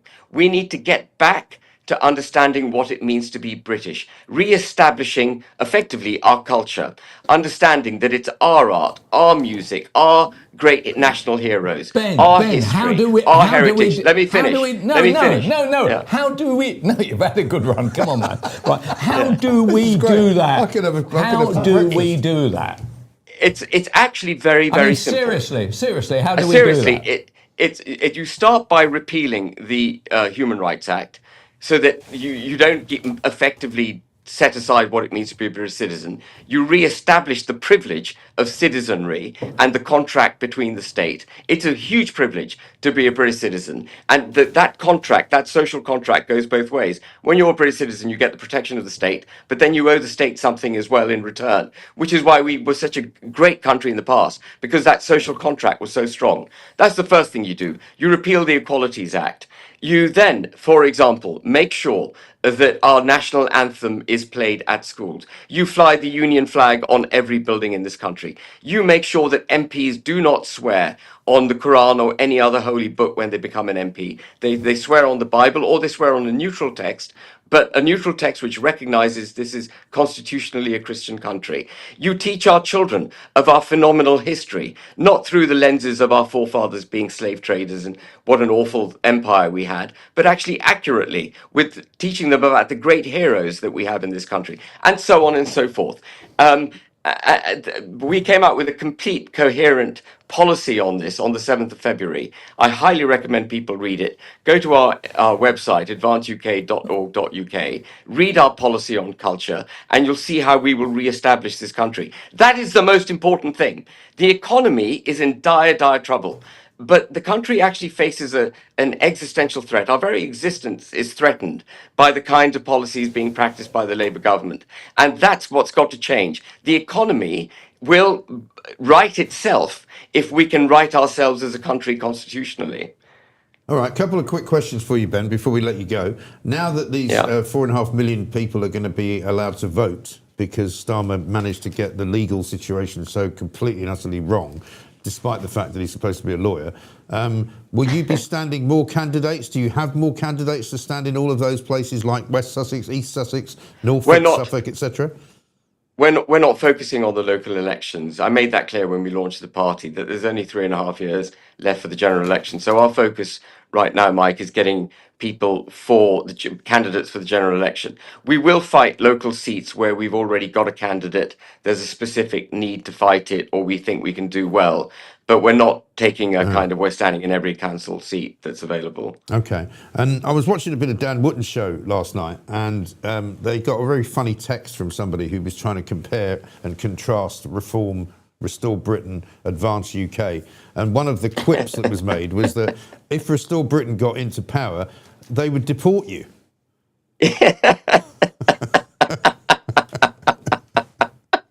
Well, if they deport me. Well, if they deport me, you're apparently, they've got a rather bizarre policy, I think, on deporting people who are actually British, who may not be, ethno-nationalist British, if you like. Yeah, it does appear, it needs testing, but it does appear there's a kind of ethno-nationalist tint to what's emerging, and that's not clever. But if they were to deport me, I would try and find a nice beach somewhere with a nice cool beer and a gym, and I can live out the rest of my life knowing that I did my best. But in the pursuit of success, I set myself aside. Yeah, I mean, to be honest, if Dan Wootton, he'd get kicked out, wouldn't he? He's a New Zealander. Born in New We don't want any of them in here. He claims to be British, but he happens to have been born there. But I mean, that's the other thing, is that, if Labour continued to run the country down in the way that it is, I'd be standing up with my hand up saying, please deport me to Dubai so I can go and live a decent life. I was thinking zero tax, hot weather all year round, air-conditioned, first-class gyms, nice hotels, great restaurants. Right. Go on, deport me. All right, so final question. Do you think that you and Rupert Lowe can do a deal or not? It's up to Rupert Lowe. I'm very, very open to doing a deal. It does require Restore Britain to have a constitution with checks and balances in place so that the leadership and the executive are, the leadership and executive are held to account, that the mission of the party stays true, that we don't get extremism creeping into the party, that we understand what we're about and we deliver a bright future for the United Kingdom. If Rupert Lowe is of that mind, I'm ready, willing and able to embrace him. And indeed, I'm ready, willing and able to embrace Nigel Farage, give him a cuddle and a kiss. We can all get on and do it all together. But it's all about the policies. What is it you believe in? What are you going to deliver? That's what it's all about. Yeah. Ben, great to see you. Yeah. Thank you very much indeed. We're being described as a hostile panel here. Yeah, I know. I mean, this is the trouble, we've got this kind of, almost ridiculous situation now politically. Ben Habib, thank you very much indeed, reporting into us. I think he's in Eastern Europe somewhere. People have become so sort of siloed in their own little world that, if you question anyone with any kind of, quite normal line of questioning, you're an enemy. Oh, what do you mean you can't ask that question? It's a ridiculous situation. You're either a fan or an enemy. Yeah. You're not allowed to ask Ben Habib a reasonable question. But anyway, look, he got in about 10 minutes worth of PR for his business, and I don't accept the basis of him ever thinking he's going to be successful. Look, what he's saying is, I'd love to see that happening. I'd love to see, the flag being treated as something of really of value, and I'd love to think that that our country could feel proud about itself again. That will not get Ben Habib and his party elected. No. It simply won't. And actually, he is deluding himself if he thinks it will do. It's a nice thing to have, but what is it? What people are looking for, and this is one of our issues that we're running into a really quite serious area here. Now, our 16 to 24-year-olds now, average unemployment rate is 15.3%. Yeah, and it will go up. Europe's It will is go up. 15%. Yeah. Okay, so we are now uniquely higher than Europe, Yeah. which is very unusual. Yeah. Okay, so everybody you know is worried about whether their children are going to find work. Yeah. What I know from employers is really quite serious. For the first time in my lifetime, employers are working out how not to employ people. Well, now, the Times had a story yesterday, didn't they, saying exactly that hiring is down and it ain't going to go up for quite some time. Correct. And what people, for two important reasons. One, hiring youngsters is a pain in the arse. Yeah. Why? By the way, hiring people generally is a pain because whereas in my days, I was the biggest brown noser in history. There wasn't. I'm going to tell some stories about you, by the way. You once fired me when I wasn't even working for you. Oh, right. Well, you deserved it. I'd heard some vile stories about you. Right. No, but the youngsters don't accept this as the way that you're employed. Big boss on the top. Yeah. And this is why, by the way, Americans hate British employees, bosses, because they are used to a very, very the boss is king, right? Over here, we view it like that. Yeah. The problem is it's beginning to look like that. I know. Right? I.e., who's ever at the bottom saying, "Oh, I'm not doing that." Not doing that. Are you sure their investment's right? This is a very rich vein. I think we should go deep into this because there's I've got some great stories. I'm sure you have as well. Yeah. We're going to have some news though with Edward Hughes if he's got his trousers on. And also we're going to do plank of the day. You're going to love this, right? Okay. Talk about PRs and PR disasters. Kelvin MacKenzie's here with me. He's going to be here for the duration. We've got another clock in the background, by the way, in case you haven't noticed. Within the international time clock thing going on. Let's get some news with Edward Hughes. Good morning, all. Here's the news with me, Edward Hughes. In a major political U-turn, the government has abandoned plans to delay local council elections in 30 English areas this May, following a successful legal challenge from Reform UK. Prime Minister Keir Starmer's decision means over 4.5 million more voters will go to the polls as scheduled, though council leaders say they're now in a race against time to prepare, and the government will cover Reform's legal costs in a reported six-figure sum. Newspapers describe it as Farage forces elections U-turn, dealing another blow to Starmer's authority amid ongoing criticism of his leadership. Elsewhere, the Prime Minister is pushing for tougher online safety measures, with reports suggesting possible social media bans for under-16s and using special powers to force through reforms. The ballot for the UK-India Young Professionals Scheme visa reopened today, allowing eligible Indians aged 18 to 30 to apply for a 2-year work and live opportunity in the UK until February 19th. With reference to my height, Mike suggested that I may be a basketball player. In fact, I was a rugby scrum half for Swansea RFC. I was the tallest in history. My head hit the top of the showers in the changing room. I've got photos to prove it if anyone wants one. That's the key UK news for today. Stay tuned for updates. Remember to like and subscribe. Laters Tigers. Thank you very much indeed. That's Edward Hughes with the news, of course. Now, Kelvin MacKenzie's here. Kelvin's eaten his bun already. Yeah, I've been trying to eat mine actually. He very kindly brought in some rather nice Danish pastry. How much were they, by the way? I bet they were quite a few So what quid. about this? Grip your buttocks on this, right? £4.50. What, each? Yeah. Do you know what? So I bought in. Right. Can I just tell you that this is one of the most £13.50 for 3 pastries. Indeed. That's ridiculous. Well, in fact, I think slightly more because I think the almond croissant, which Butcher's got, I think that was slightly more money. Anyway, ridiculous. They are fantastic. They are good. Better than the Costa crap that you get. Yeah, absolutely right. I'm not supposed to eat that stuff, you see, because I'm on a diet, but there we are. Never mind. Listen, let's do plank of the day, because what I'm going to tell you now will absolutely blow your socks off. Have a look. Hello, it's plank of the day time. So, it's a piece in the Daily Mail today about HS2. Nobody actually knows whether HS2 is ever going to run. I don't think it's ever going to run in my lifetime, and I assume that it's probably not going to run in your lifetime either. I think it's going to be 2040 or 2045 before we see any sign of it. And when it does run, it's not going to run anywhere north of Birmingham. And it's not going to run anywhere south of West London. Wormwood Scrubs is where it's going to come into, basically. And so the 20-minute saving on time that you're going to get by coming on the fast train from Birmingham is going to be completely wiped out by the hour it's going to take you to get from Old Oak Common into Euston, right? But according to this story... I don't think you're right about that. I thought that they'd scrapped that idea. Even they accepted the Mike Graham approach to it. The idea that you'd have to take an Uber, which cost you another bloody 20 quid and it'll take you about 4 hours. Right. I think they're going to bring it into Euston, or they're going to try to. Well, wait till you hear this, right? Apparently, it turns out that they've got a PR department at HS2. PR department? Right, which employs... Hello? Lies? Yeah. Hello? Yeah. H2 Lies? Can I help you? They're not doing a very good job. Apparently, they've got nearly 100 staff in this PR department. Ridiculous. Now, just imagine, we're sitting here, there's you, there's me, there's Pooch. We're running... We're a global TV network. We're a global TV network, right? There's 3 of us, plus Charlotte, who does all the bookings, right?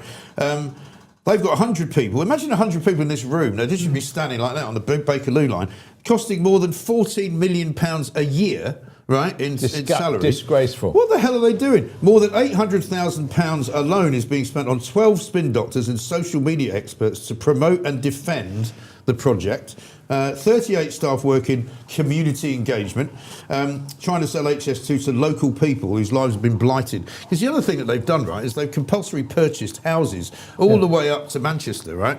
I personally know, because I bought my dog from Uxbridge. The breeder of the dog was living in Uxbridge. The whole of Uxbridge was completely sort of coned off at one point. You couldn't drive through it. Have you seen Uxbridge? I mean, it's not a bad thing. No, not a bad thing. But there are some quite nice houses around the back. But they were all bought by the railway network. People were forced to move out, and now I think they've moved the line or something, so they don't know what to do with all the property. However, right? Could I just for one moment raise the opposite to that?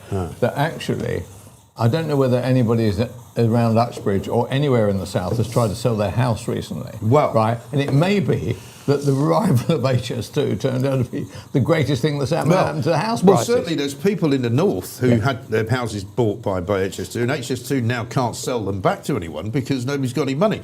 But we'll come back to that. So anyway, here we go. The total PR force sits at 95.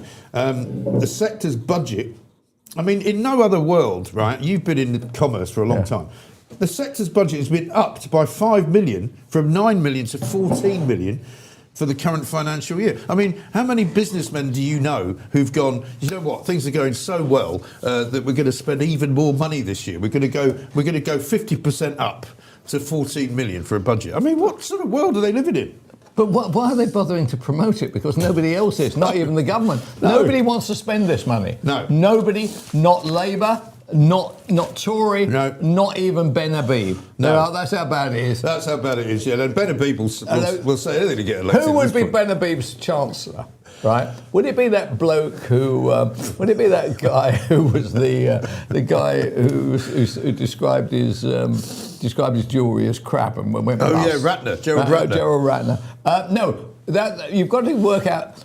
We have got to understand that money that government spends should be viewed through the same prism as our own money. Yeah. And what seems to happen with these kinds of things, a number is put into the accounts and they just say, we need to have PR. You don't need to have PR. And there is not going to be any community engagement. No. They don't want the bloody train running through some glorious area of I don't know, Bedfordshire or something. Also, nobody's going to use the bleeding train. I mean, the only people that now use trains tend to use them at the weekend. Weekday trains, right? Weekday trains. Nobody's on them. No, he's gone mad.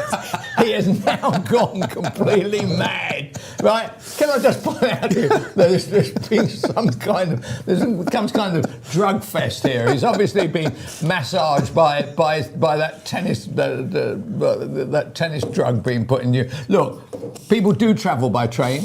There is a demand for trains. I totally not accept. Long distance though. But well, I mean, well, the only question is now that with Manchester being so successful, that would anybody want to come to London anymore? I mean, unless they want to lose their phone. Well, if they want to say, unless they want a new phone. You know, I accept that there will be people coming from where you, like places where you live, commuter belt kind of towns. Yes, you come into London, and that's a good thing. Yeah. But in terms of people going, I mean, for example, my son, one of my kids is up in Manchester University, right? His mother wanted to go and see him. I think next weekend.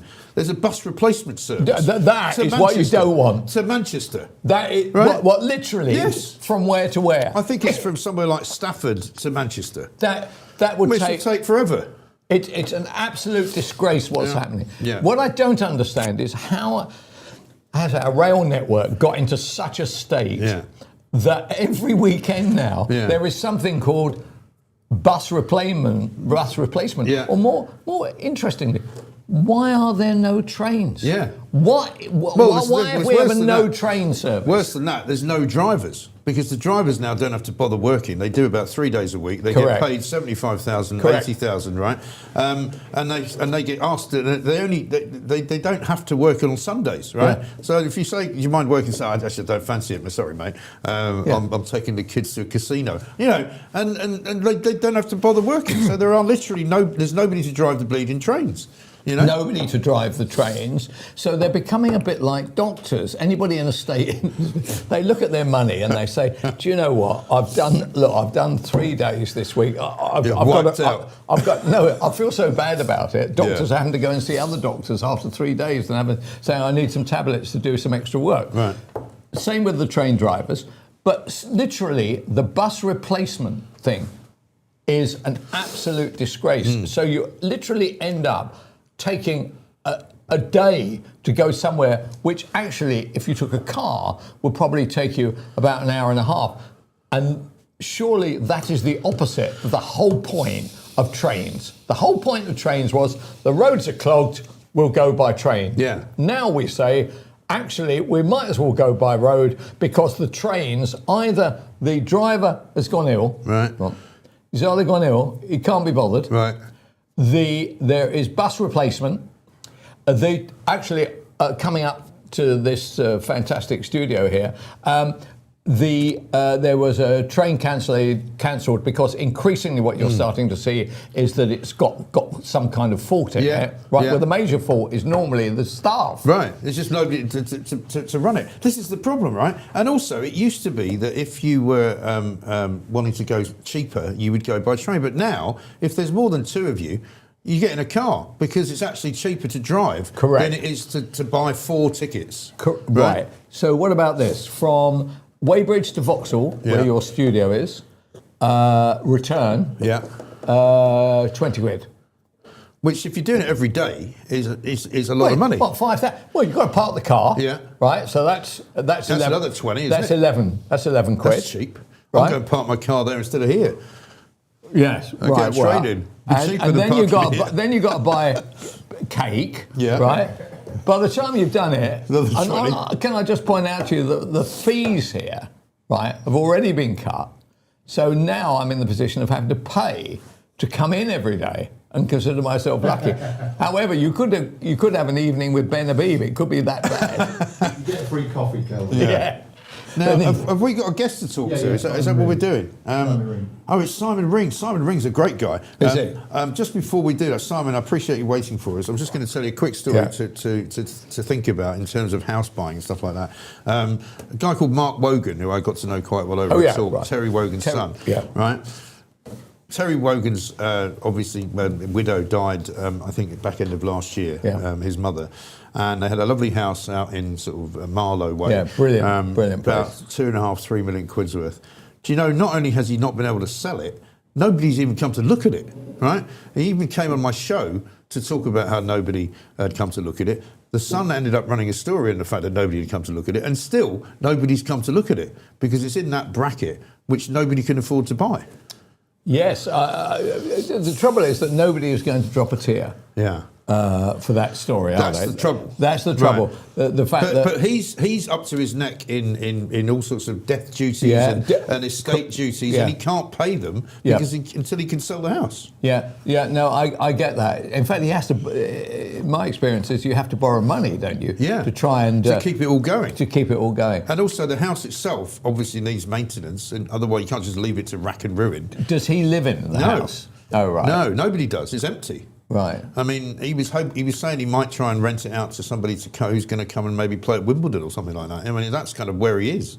Yes. You know? I think any house over £2 million has a bit of a problem at the moment. In fact, a large problem. So you're going to see. So there we are. All the lefties that are currently watching this program, all -8 of you, right? Will all be delighted that house prices for larger houses are going to come down. However, what is bizarre at the other end is that the smaller house prices.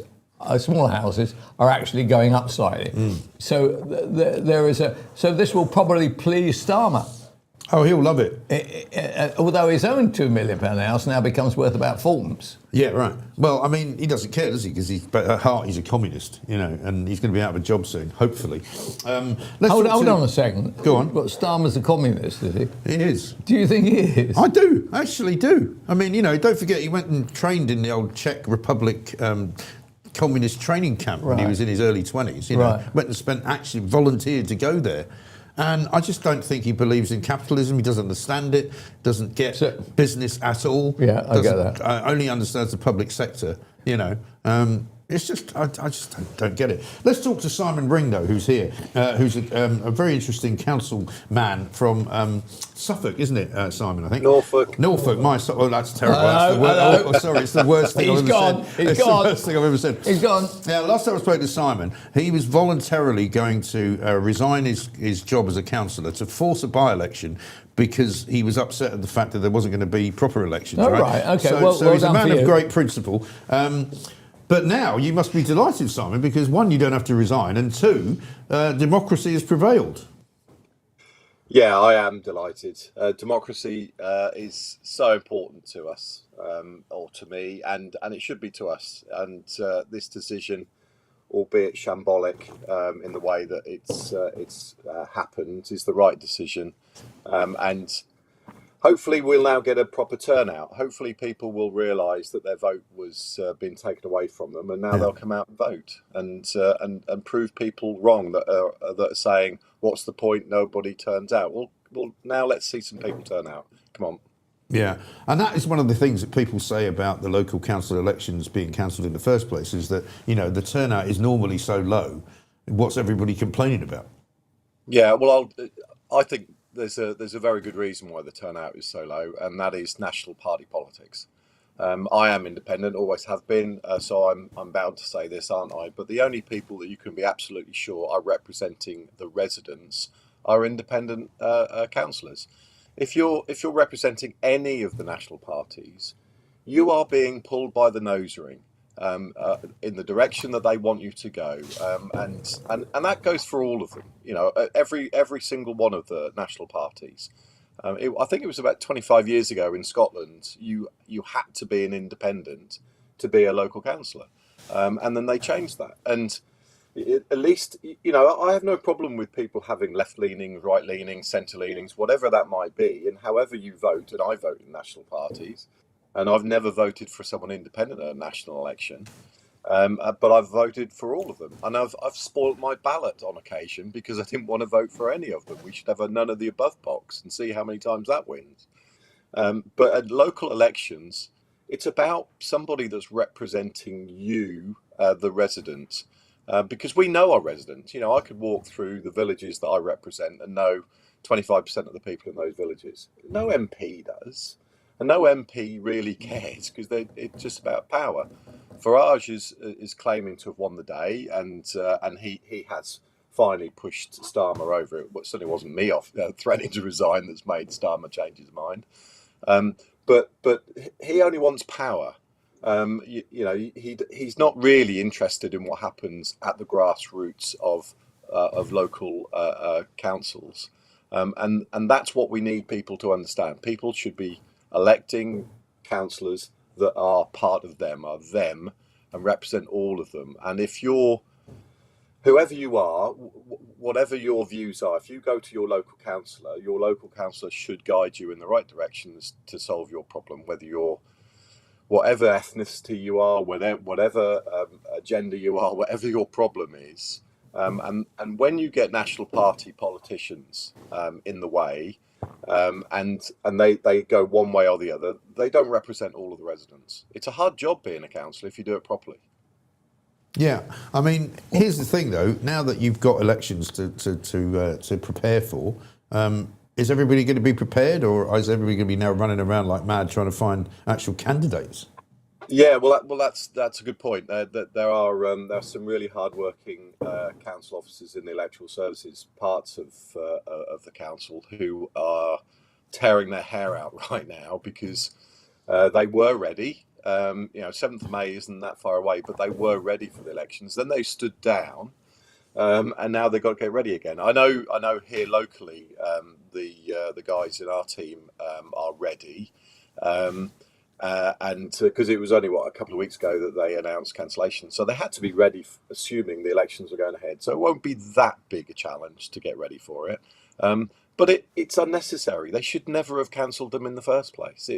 We don't know that in 2 years' time, local government reorganisation is going to actually happen. When you bear in mind we were supposed to have devolution in May this year with a new mayoral authority in Norfolk Suffolk. They've postponed that for at least 2 years. So who's to say that the LGR process isn't going to be postponed for another 1 or 2 years? But the very thought of cancelling the elections was absurd, absolutely absurd. You would have had councillors doing 7 years, having been elected for a 4-year ticket. That's wrong. Yeah, that is just simply wrong, and that's the sort of gerrymandering that you expect to come out of Trump, not out of the best democracy on the planet. Well, I don't know about the best democracy on the planet. So that's what we claim to be. Yeah, but that doesn't mean it's true. No, that's true. Yeah. So actually, looking at it from a optimistic view, from your view, actually, you can expect to do spectacularly well. I cannot imagine how badly Labour are going to do in these elections. This is going to be an absolute shocker for them for a number of reasons. One, because of what's happened over the last 18 months or 19 months or so, but also because of this particular denial of democracy is going to come back and bite them. Do you agree with that or not? Yeah, I do agree with that, but I also would say that it's going to hit the Conservatives just as bad, because what Stephen Reid did was he wrote to all councils and said, do you want the elections or don't you? Give me reasons why I should cancel. And you take Norfolk County Council, which is 84 councillors, 55 of them are Conservative. So, unless you're a Conservative, you don't get a voice at County Council. And they didn't say yes or no. They just put every possible reason to Stephen Reid why he should cancel the elections without asking them to cancel. So it's full council today at Norwich. I've decided not to go because I'd rather be on your show. Right. And because you're listening to me. And Kay Mason Billig and the rest that's because you're paying us. Won't listen. I'd love a fee. But the point I'm trying to make here is that there was a lot of disingenuous responses from Conservative councils about these elections. They didn't want these elections either. They're running scared of the electorate. Now, whether they're running scared of reform or not is another point, and they probably are, but they're running scared of the electorate. And that's not good enough. And it's not just the Labour Party, it's the Conservatives as well. And frankly, I'll throw the others under the bus as well. There were only 3 councillors that decided to do what I did a couple of weeks ago, and all independent. None of them were any of so anyone that is standing in May that didn't follow what I and other councillors around the country said they were going to do in resigning, in as a stand against this decision. Any of them that didn't decide to resign, don't vote for them. don't vote for them. They didn't want to give you your vote for anyone else. You know, if there's someone from the Monster Raven Looney Party on there, vote for them. Do not vote for any of the councillors that did not resign or did not say they were going to resign. They do not deserve your vote. Yeah. The thing that I find extraordinary as well is that it took Reform and their lawyers to get the Labour government to be pushed into a situation where they worked out that this was actually an illegal manoeuvre. You know, why did nobody at any level of council around the country go, hang on a minute, you can't do this, it's not legal? Yeah, it is extraordinary. And you would think that Starmer would have some people with a bit of legal training around him. As if you think, right? One would think he might use his own legal training to understand this. But no, I find it incredible, the arrogance of people in Westminster, that they don't care about the local electorate. They've said so. Stephen Reid said that we're in irrelevance. Well, we're not in irrelevance because we are the councillors are the people that know the people. MPs don't. MPs can't. They've got far too many people they're supposed to represent, and unless you're one of the Politburo, you're not going to get anywhere. Now, question time is a joke in Parliament. It's not a joke in councils up and down the country. They're real questions that you don't know are coming, and you do have to answer them. And we've had some fiery debates recently in Kingsland West Norfolk Borough Council, and you know you have to answer the questions. They don't do that in Westminster. It's all a joke. Okay, well, let me just raise the one. So I was in a council chamber for the first time in donkey's years, around my way in Elmbridge. And I saw a shocking example, which actually both works for your argument and works against your argument as well. It's run by Lib Dems. Loads of independents together form the majority for the council. There's the Conservatives who are smaller, and there is one Reform councillor. Unbelievably, they were debating an important subject locally, important subject I'm sure in your area, about the possibility of migrants being housed in hotels in the area. Lib Dems have their view.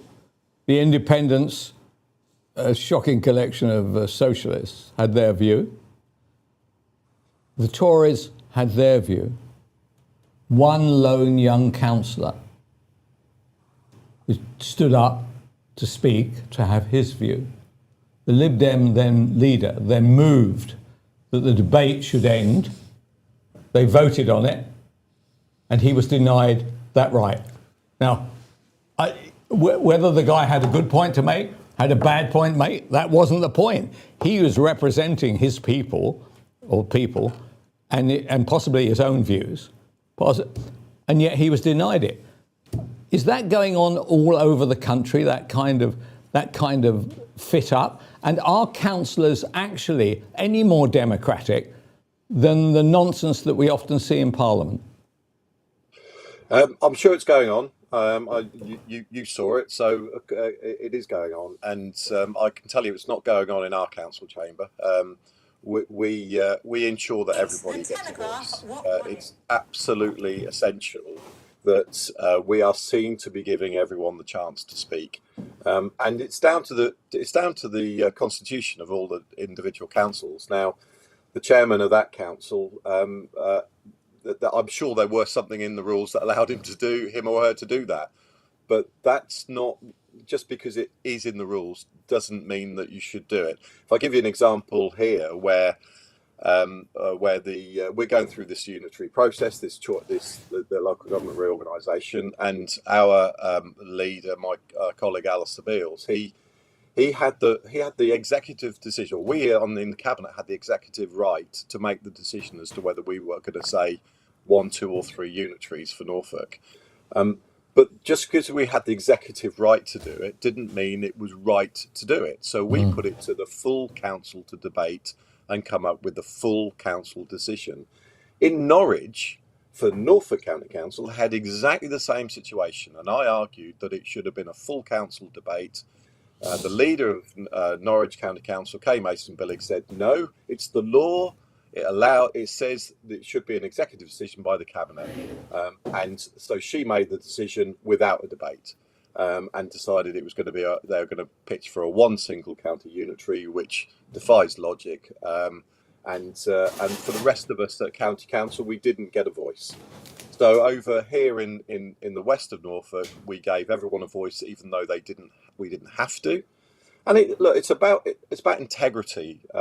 If you've got councils where they have no integrity, they just want to gain power, they want to silence the minority, that sort of situation is going to happen.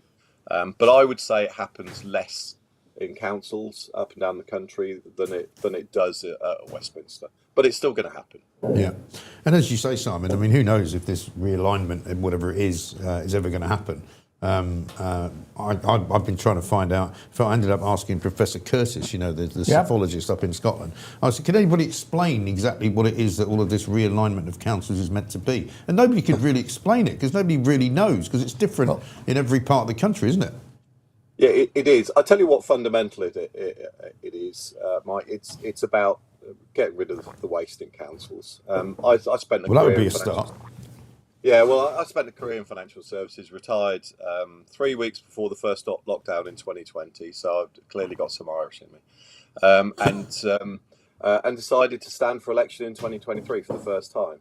And when I walked into the council in West Norfolk's council, you could see the waste, you could see the inefficiency. It was everywhere. Councils are classic places for creating silos. And so where each silo doesn't talk to each other, and it gains more resources within those silos. Now we've made massive changes. We've turned a potential Section 114 situation to an adding to our reserves in 2.5 years by employing the right people at the top. We've got a fantastic CEO now, and she's got an amazing team around her, and we are getting rid of inefficiency. That isn't the same everywhere, unfortunately. And and that's what the government, and let's be fair, where give the credit where credit's due. We did need to reorganise local government. There's no question about it. They talk about getting rid of 2 tiers into 1 tier. Well, that's nonsense, because they then add the mayoral authority, so you're back to 2 tiers again. But should be just about inefficiency, and there's too much of it. And so this is one way of trying to do it. But let's just be clear: one of the major inefficiencies we have in local government is we employ people to do half the job half the time. I used to call them in my working life. I used to call them vacuum suckers. They were people that had half the job and made it look like a whole job, and it's everywhere. It's not just local government. It's all over. We've got some amazing people in local government that really want to work for the people that they work for in the residents, and they were being drowned out by those that weren't putting the effort in. Now they can shine, and they really are shining in West Norfolk. And so I hope it works. I hope local government organisation works. I certainly hope to be part of it and make it work over here in the West. Simon, before you go, can I ask you one question? How do your voters in West Sussex view the fact, West Norfolk, view the fact that 25% of their council tax goes in paying the absurdly high pensions for that staff that you feel so strongly for? Have you ever had a referendum about that? No, we haven't had a referendum about that. But I worked in financial services my entire career, and my knowledge of final salary pension schemes is probably more detailed than most people's in local government. And the rules around final salary pension schemes should have been thrown out the window 20 years ago. This country is saddled with a liability within final salary pension schemes that are crippling everybody, whether it be industry that still has them, and even if a large business doesn't have it. There aren't many industries that have it. Simon, let me take you up on that. Right? Private companies are ditched them all, haven't they? private companies have basically scrapped final salaries about 30 years ago. No. They may well have scrapped them for new employees, but yes, that's what I'm talking about. Yeah, but let's talk about the ongoing. No, Simon, let's talk about the ongoing liability. The ordinary, hard-up council taxpayers who don't have these pensions themselves are having to fund these people who you accept are inefficient, and a quarter of your money is not going to better roads, better cops, better this, better that. It's actually going to somebody's pension. Why don't you start a campaign with your excellent background? Why don't you start a campaign simply to stop final salary schemes in your local council? Why? Because it's a national problem. It's the government's decision. It's not local authorities' decision to do it. It's a national decision. You can opt in or opt out of that pension scheme, though, can't you? So if you voted against it as a council, you could stop that. I don't know the answer to that. I don't know if that's the case or not. I've certainly not had it cross our desk. The final salary pension schemes are cheaper today than they were 3 years ago because of the growth in the markets and the yield on bonds. But that's only a temporary thing, I suggest. Final salary pension schemes are the bane of large organisations' lives.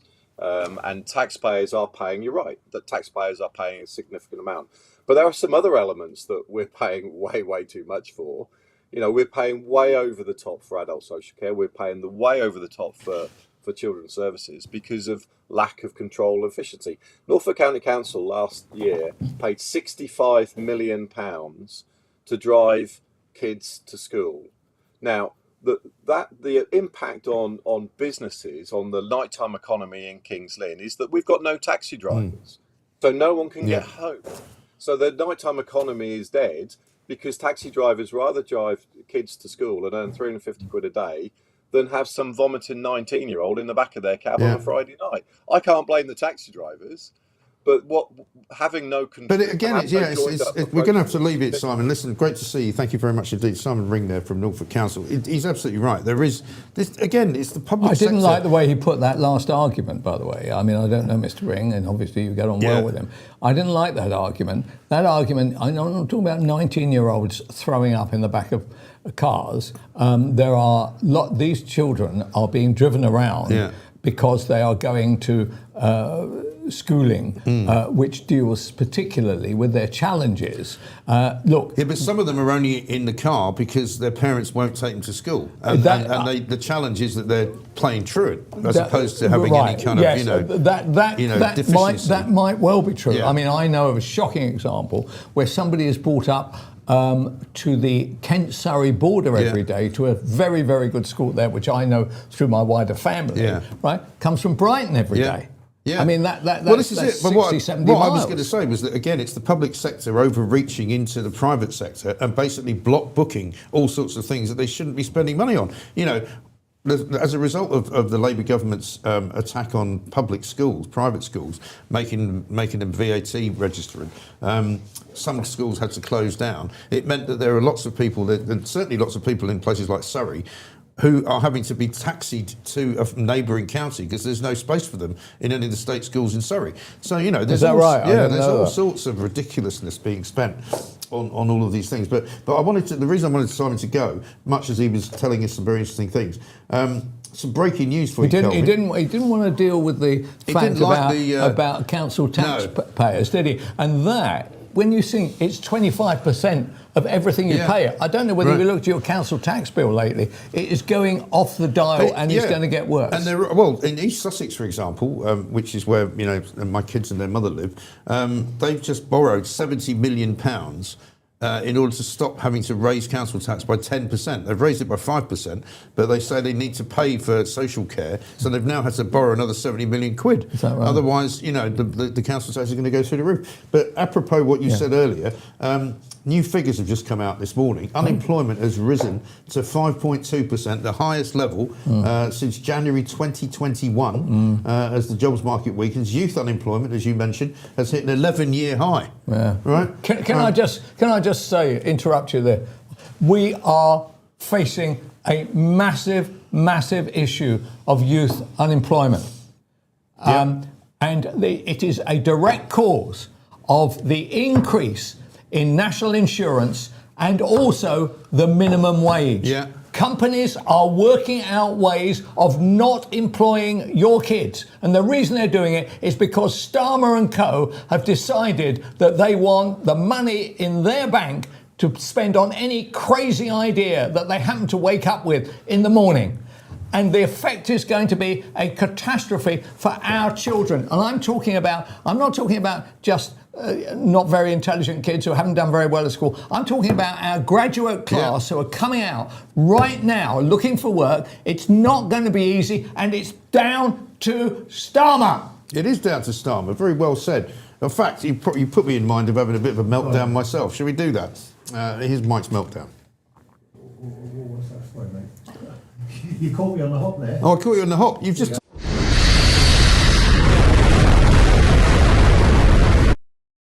Daddy Kelvin.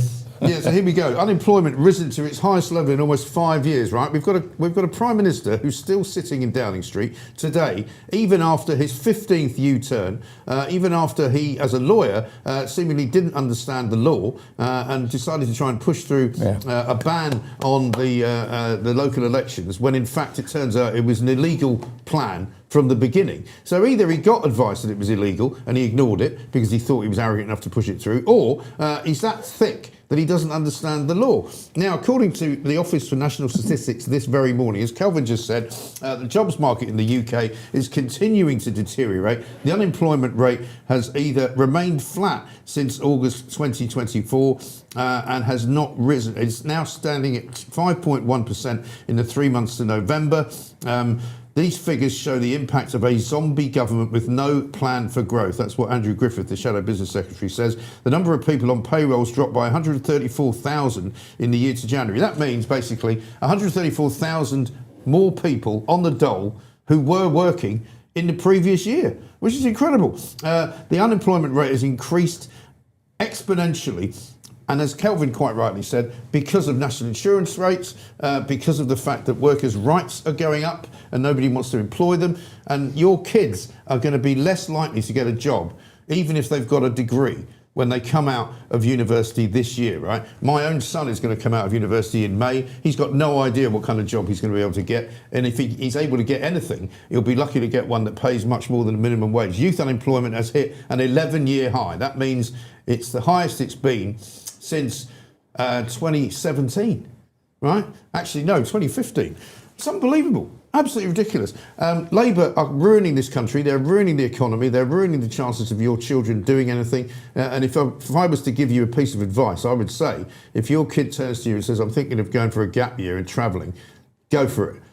Because you might as well disappear until there's a new bleeding, government. It can't be 1 gap year. He's got to have a 3-year gap year. Yeah. So that when he comes back, when your son comes back, Labour will be slung out with the biggest swing in the history of politics. It makes the Tories look like a Tea Party, what happened to them in 24. So it's a 3-year gap year. So the idea, I've just come back, I spent 6 weeks in Australia. Yes. A fantastic time. My advice to you all is get to Brisbane. You will have died and gone to heaven. Right. Nice people, nice surroundings, beaches that literally go for miles, before you pop your clogs, go to Noosa and Noosa River. What an incredible place. And can they get work there, though? Yes, you can. Now, for the 3 years, however, you can only do kind of waiting tables jobs, this kind of jobs. However, if your lad, for instance, is a sparky, a bricky, a carpenter, any of those jobs, you get in, okay? If you're just somebody who says, I'd like to go to another country for a couple of years, you'll get a 2-year visa for that. Yeah. So seriously think about that. Go to Brisbane. Don't go to Melbourne. Don't go to Sydney. Go to Brisbane. It's an exploding area, and their Olympics is coming up in 32. So if you have any kind of trade, they are saying, come on down. They can't get enough of you. But Brisbane itself, honestly, unbelievable place. The weather's not bad either, is it? It's Dubai, but more English. Yeah, no, I mean, I think the thing is an awful lot of kids are going to be doing exactly that because they just basically can't get a job. I mean, you know, what's your son taking? What he's degree doing is a he? degree in sort of music management, basically. So he wanted to go into the hospitality business, right. but of course, and I know a lot of people in that business, but that business is contracting. You know, the place where he's got a job part-time up there where he works in a place called the Ritz, which is a music venue, nightclub type place, right? But he says as a result of the rising cost of minimum wage and as a result of the national insurance increase, his employers have shortened the shift. Right, so he gets paid by the hour. So he's now doing fewer hours, and he's getting and instead of having a bar where they had about 7 to 10 bartenders, they now work with about 3 or 4. So they're all working a lot harder for a lot less money. So it's the complete opposite result of what the government said they would wanted to do. So they're collecting less revenue, and fewer people are being employed. So it's a disaster. So a friend of mine, even although I think he's coming up to 60, decided to take up drumming. And down the road from him is a session drummer. Right. But he actually goes on, when he's not session drumming, he's actually on the road with various playing bands, live or Eric whatever, Clapton or whatever. Okay, what about this? Yeah. Because of AI, there are no session drummers anymore, and there are no session guitarists anymore, because they can get it done with AI. Yeah. And he has seen that there's kind of huge kind of changes happening in our employment anyway. I fear we employ a huge number of people in the supermarket business. These are people who are good, hard-working people, but aren't necessarily have got fantastic educational backgrounds or skills to offer society. I really fear what will our supermarkets really look like in 10 or 15 years' time. And where are those people going to find work? Right. What is going to happen? Well, this is what people worry about with this AI revolution. Is it going to make more people unemployed, or is it going to, like some of the tech people say, create different jobs? We should definitely get somebody to come on, and perhaps even get 2 or 3 to come on to come and talk about whether they are optimistic, pessimistic, whatever. Everybody I speak to in either business or not in business, employer is just an employee, is concerned about what is their job AI proof? Or actually are they so here's the business even AI proof? Okay, so here's the story. Right. A guy I meet works as is a surveyor, commercial surveyor. He does the following. So obviously he's making a building. He's finding out what is needed to make this building. And obviously steel is the most important bit, because otherwise, right? He puts in the facts and figures around the building into AI to work out how much steel will be required. Right. And 20 minutes later, it comes up with a number which says, we'll say for the sake of this argument, 4.5 ton. Right. Okay. For him to do that on his computer, to work it out as he has done previously, right, would have taken him all week. So something as important as how much steel does my building need, 20 minutes, sit there with a computer and a pen, right, the thick end of a week. Right. See, my worry about that would be that what if they get it wrong? Because the thing with AI now, he did back work it to make sure. Exactly. Because I mean, I've seen situations whereby you put something into Grok, or you put something into a search engine of some kind to get a fact, and it comes out with it when it's wrong. Because all it does is it basically sort of puts together all of the things on the internet and kind of takes a guess at it. For example, I mean, you could do betting like this. I remember when I was at News, they were looking into a way of doing AI betting. Right? Could you make this work for the punter? Right? So that you could basically, look at what all of the tipsters in all the papers were saying, and then come up with a plan for the 340 at Haydock. And the thing is, you can't. I tell you, because all it is then is an estimate of what everybody else is saying. It's not a fact. Well, it's that kind of management at News, which has dropped them in the shit they are today. When I left during my glorious reign as the editor of The Sun, which is still much admired at the moment. By the way, 2 plays, including me in it, are on in London over the next week. Yeah, there's one. Well, maybe we should go and review them. Well, I'm going to see. I'm not going to say which day I'm going to see one of them. There are 2 plays. One of them is about my glorious part in Elton John and quotes the Rent Boys, which cost Rupert $1 million in libel damages, and the other one is Rupert Murdoch and Brenda Dean. Brenda Dean was the print union. She was the print union, and they had a battle over Wapping. Yes, and so the playwrights come to see me about 6-7 months ago, right? And they say, "We're thinking of painting a picture of you within this play." I said, "Right." I said, Be as vile as you like. I couldn't care less. So Michael Crick is friendly with these playwrights. So I see him the other day, and he says to me, "I've read the script on that play." He said, "Rupert comes out too well, but I can't tell you how badly you come out." Well, thanks very bloody much.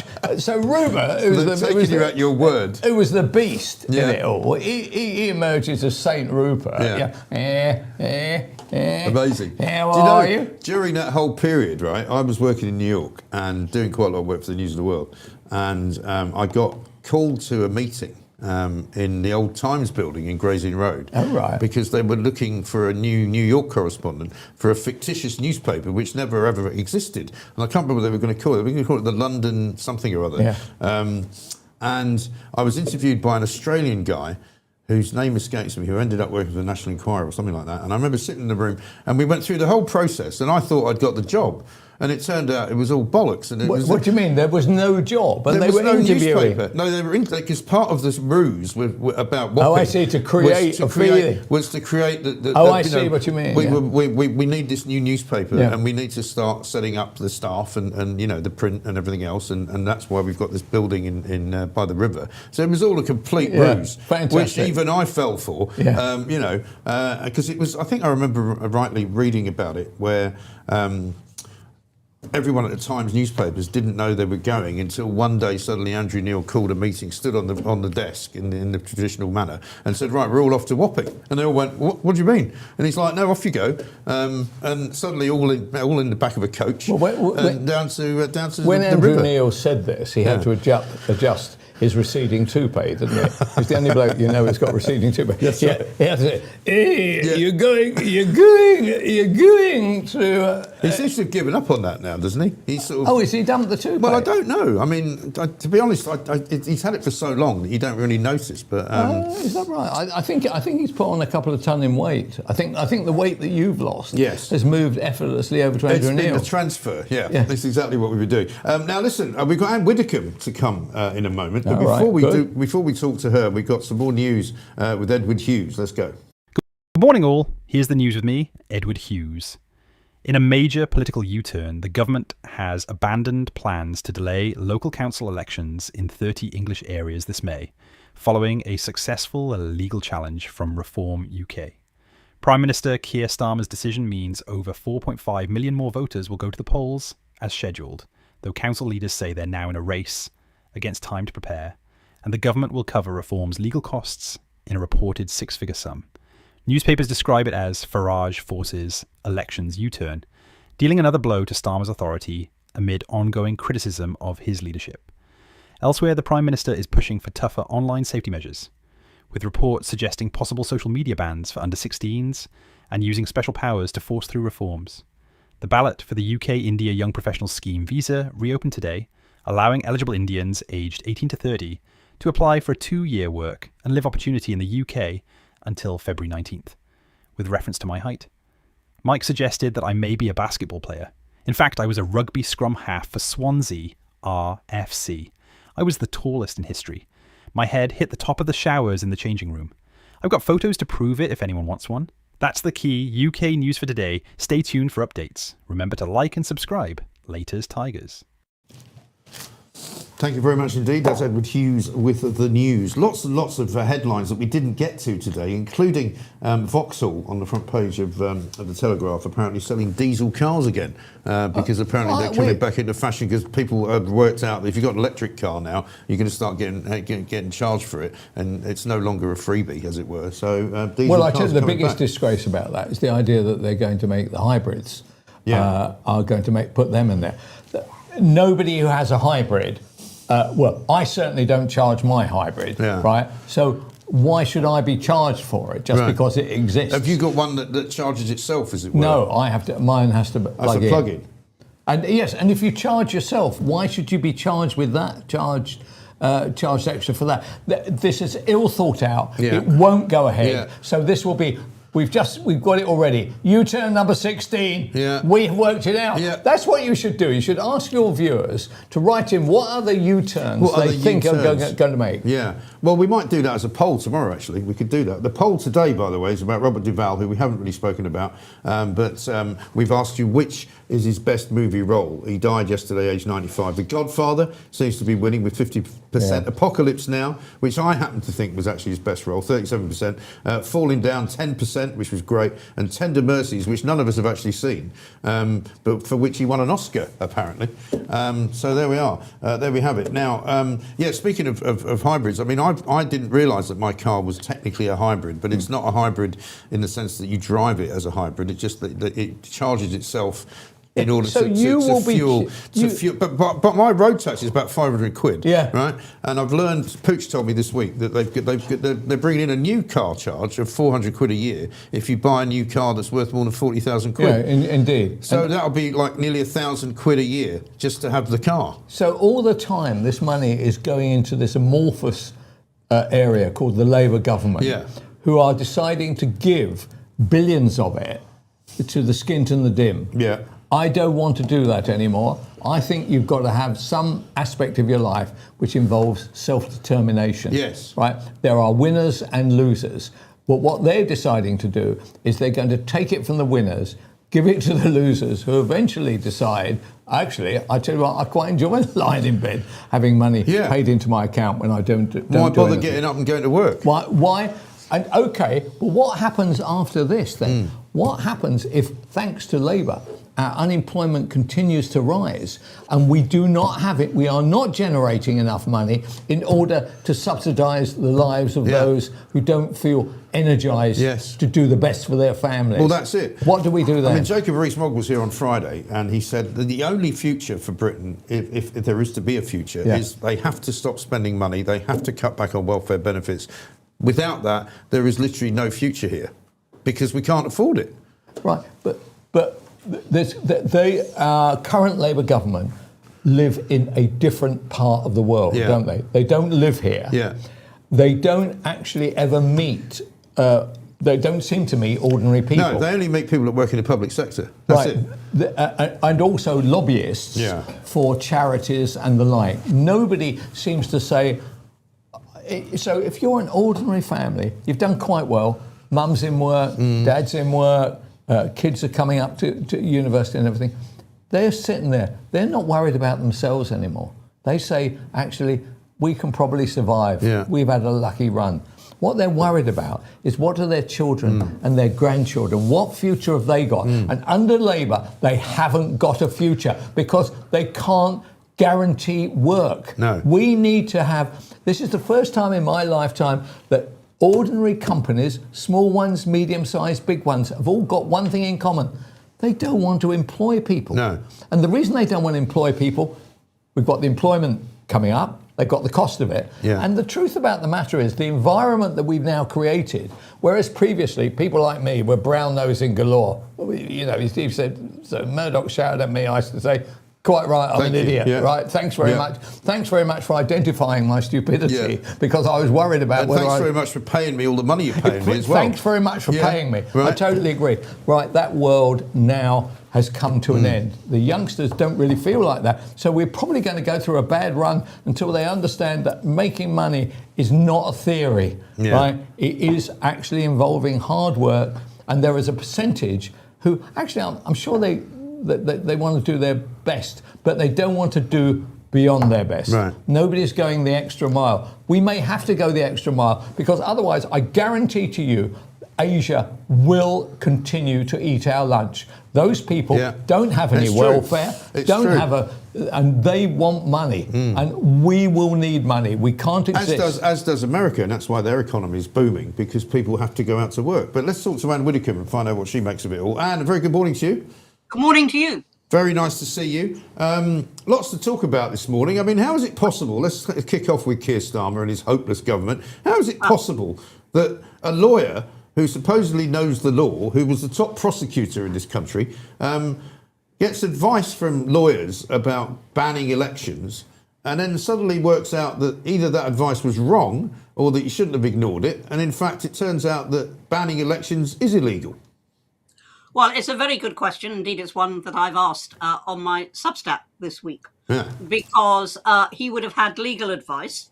The first legal advice was the one that he relied on for cancelling the elections. And the second legal advice is obviously the one that he's had to face up to, which says he can't do that. Now, I would like to see from the Attorney General all the legal advice that has been received on this properly published, and so that we can understand exactly what went on. Now, this is not just a win for reform, big though that is. This is a win for democracy, because in some of those areas, elections would have been delayed for quite literally years, not a few months, but years. And therefore, people were effectively disenfranchised. They couldn't vote. And that is wholly wrong. And therefore, as I say, I don't understand any more than you do how a lawyer could actually believe that it was an okay thing to do. But let's see the advice and let's see who advised whom. And do you think that Steve Reid bears some culpability here, that he was kind of pushing this on people, presumably having also seen advice that suggested it was okay to do? I mean, is he in the line of fire here? Should he resign? Oh, well, everybody's in the line of fire who had anything to do with this at all, but ultimately the buck stops with Starmer. There is no such thing as an individual Secretary of State who could say we're not having elections. It just wouldn't happen. The buck stops firmly on Starmer's desk, and I don't think we should let him get out of that. He's very good at chucking people under a bus. Very good at it. He chucks his advisors under buses. He chucks his old pals and the Lords under buses. And he would be delighted to pass this off onto another minister. The answer's no, Keir. Stops with you. I mean, he's called Never Hear Keir. I do wonder if on this occasion he wasn't here because he was away with the fairies. That's absolutely right. I mean, he doesn't take responsibility for anything. He didn't know anything about Jimmy Savile. Let's go all the way back to that. He didn't know anything about Peter Mandelson. He didn't know anything, as you say, about Lord Doyle. He didn't apparently know anything about the elections being delayed. Every single time he gets asked a question, he just doesn't seem to have an answer. It's hopeless. Well, I mean, only one of two things is possible. Either he was told all these things and couldn't be bothered to study it carefully. Security reports, for example, when it comes to Mandelson. Either he was told these things and didn't bother to study it, or he genuinely wasn't told these things. But if he wasn't, then that happens so often across so many different departments that it's high time he got his act together. Well, you would think so.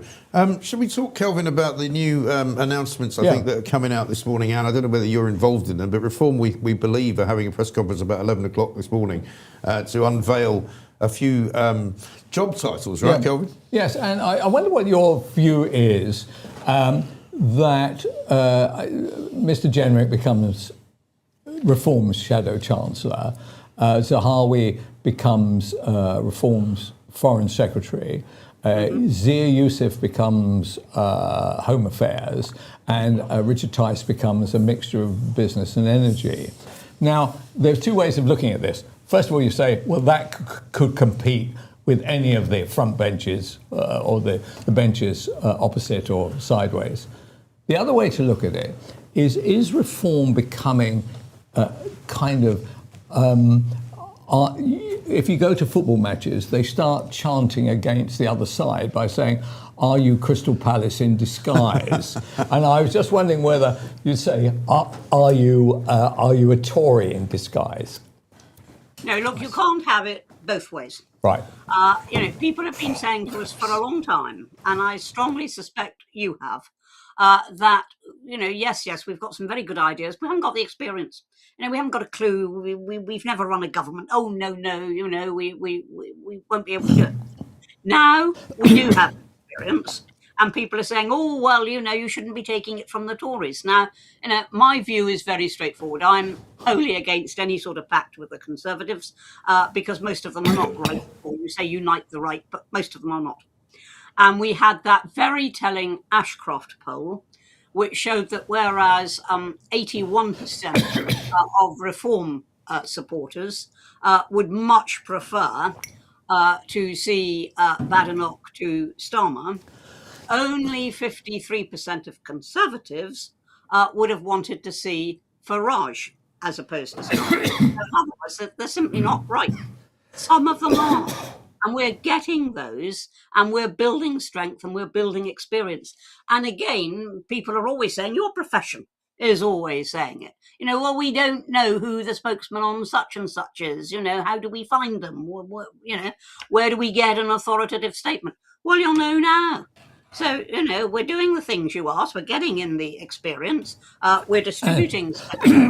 What's your big problem? And can I just correct you on that? I have never suggested that we take Zahawi and make him Foreign Secretary for reform. I to be honest with you, I think it's a disastrous appointment, and I'm massively hostile to it. I'm not hostile to the ideas generally.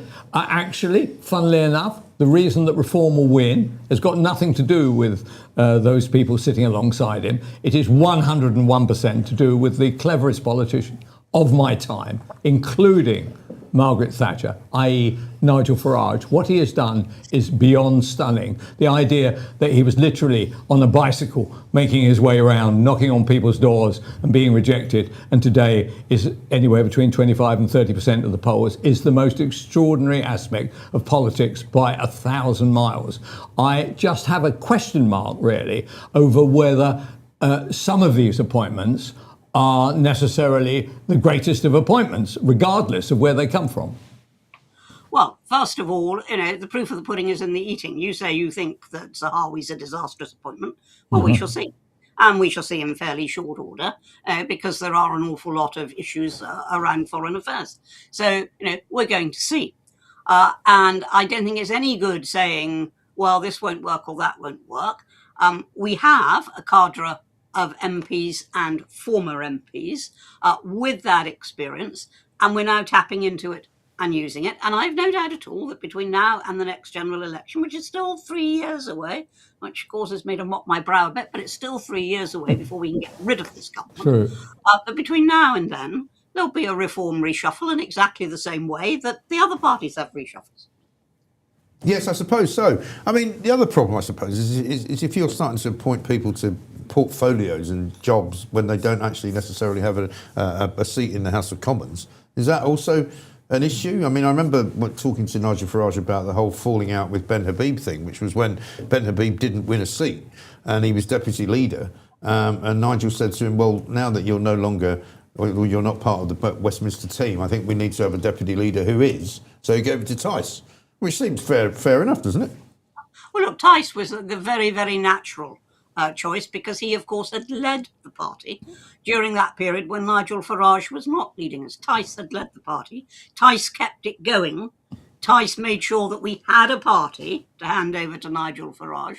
So he was a very, very natural choice. Now, to come back to your more important point, which is, spokesmen who are not actually sitting in the Commons, I don't think that matters at this stage at all, because all you are doing is you are having somebody who will say what reform policy is when we are forming a government. You are not actually having somebody standing up in the Commons answering to the Commons. No, quite. Let's talk a little bit about the figures that have come out today. Youth unemployment at a highest level for 11 years. Unemployment generally at the highest level for 5 years. Kelvin MacKenzie here telling us that it's only going to get worse. Employers just don't want to hire anyone right now. What's the answer? Well, I mean, the answer for a start is not to make it so unattractive to employ. Yeah. I mean, I do not understand, Rachel Reeves, who's supposed to be an economist, I don't understand her mentality in saying, well, we'll make it more difficult for employers to employ, we'll put up national insurance, and we'll introduce a whole raft of so-called employee protection measures, and we'll actually make it very difficult for employers to employ. Now, in a sensible economy, you try to keep taxes low, you try to encourage employers, and that is just not what is happening at the moment. I don't blame anybody for saying, I'm not taking on anybody else at the moment. Yeah, I think that's right. And what about the business of Restore Britain, Advance UK, the differences on the right now of politics, which are being sort of, carved out, if you like? Is that going to be a problem for reform, do you think? No, I don't think it'll be any problem at all, because I think come the election, people who want to vote that way are going to vote for the party which has the best chance of winning. And there is no doubt at all that that's reform. So I don't think it's going to be a problem. I read, and I like and I admire Rupert Lowe, but I read his, what I suppose you might call manifesto, his opening statement, and some of it was wild, and some of it was undeliverable. And I think people will see that, and they will understand that reform is going to be a responsible party of government with very clear set of aims, which we will achieve, not just wildly proclaim. And any role for yourself, Anne, that you're looking at? Sorry? Are you looking at any role for yourself? I know you've said before that you don't want to be an MP anymore, but would there be something you could do? Look, Mike, I am 78 now. By the time a general election comes along, I'll be 81.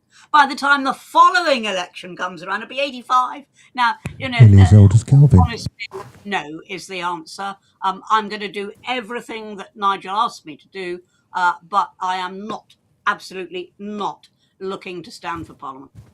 Okay. Anne Widdicombe, great to see you. Thank you very much indeed. Wonderful woman. And it's a shame in a way that she can't find something. I mean, you're not exactly a spring chicken without wishing to give anything away. Well, in fact, you haven't stopped, have you? Well, or young Anne, as I like young to refer, Anne, as you like to call her. Refer to her. No, she. Look, if you're lucky enough to have the genes, the DNA, just push on. Yeah. Just push on. And you got to. The alternative is much worse, actually. So I would urge her. I think with her clarity of thought, actually, I would have thought that there is a very good role for wherever she. The only reason I'm against the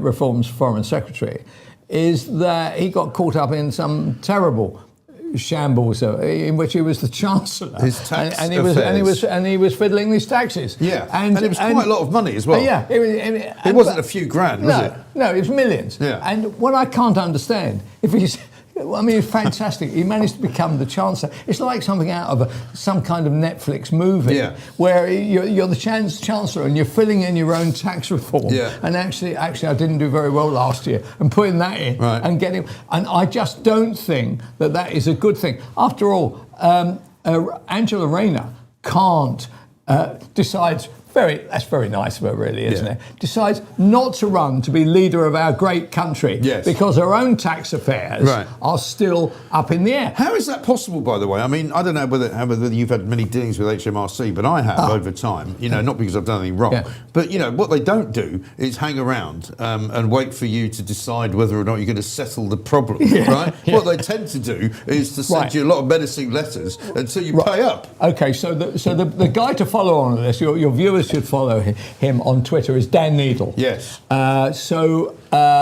He forecast, he's a kind of tax lawyer that's now become a kind of advocate. Yeah, he's a tax nerd, isn't he? Yeah, no, he's good though. He's good. He's good. By the way, you've got to be a tax nerd. Yeah, so exactly.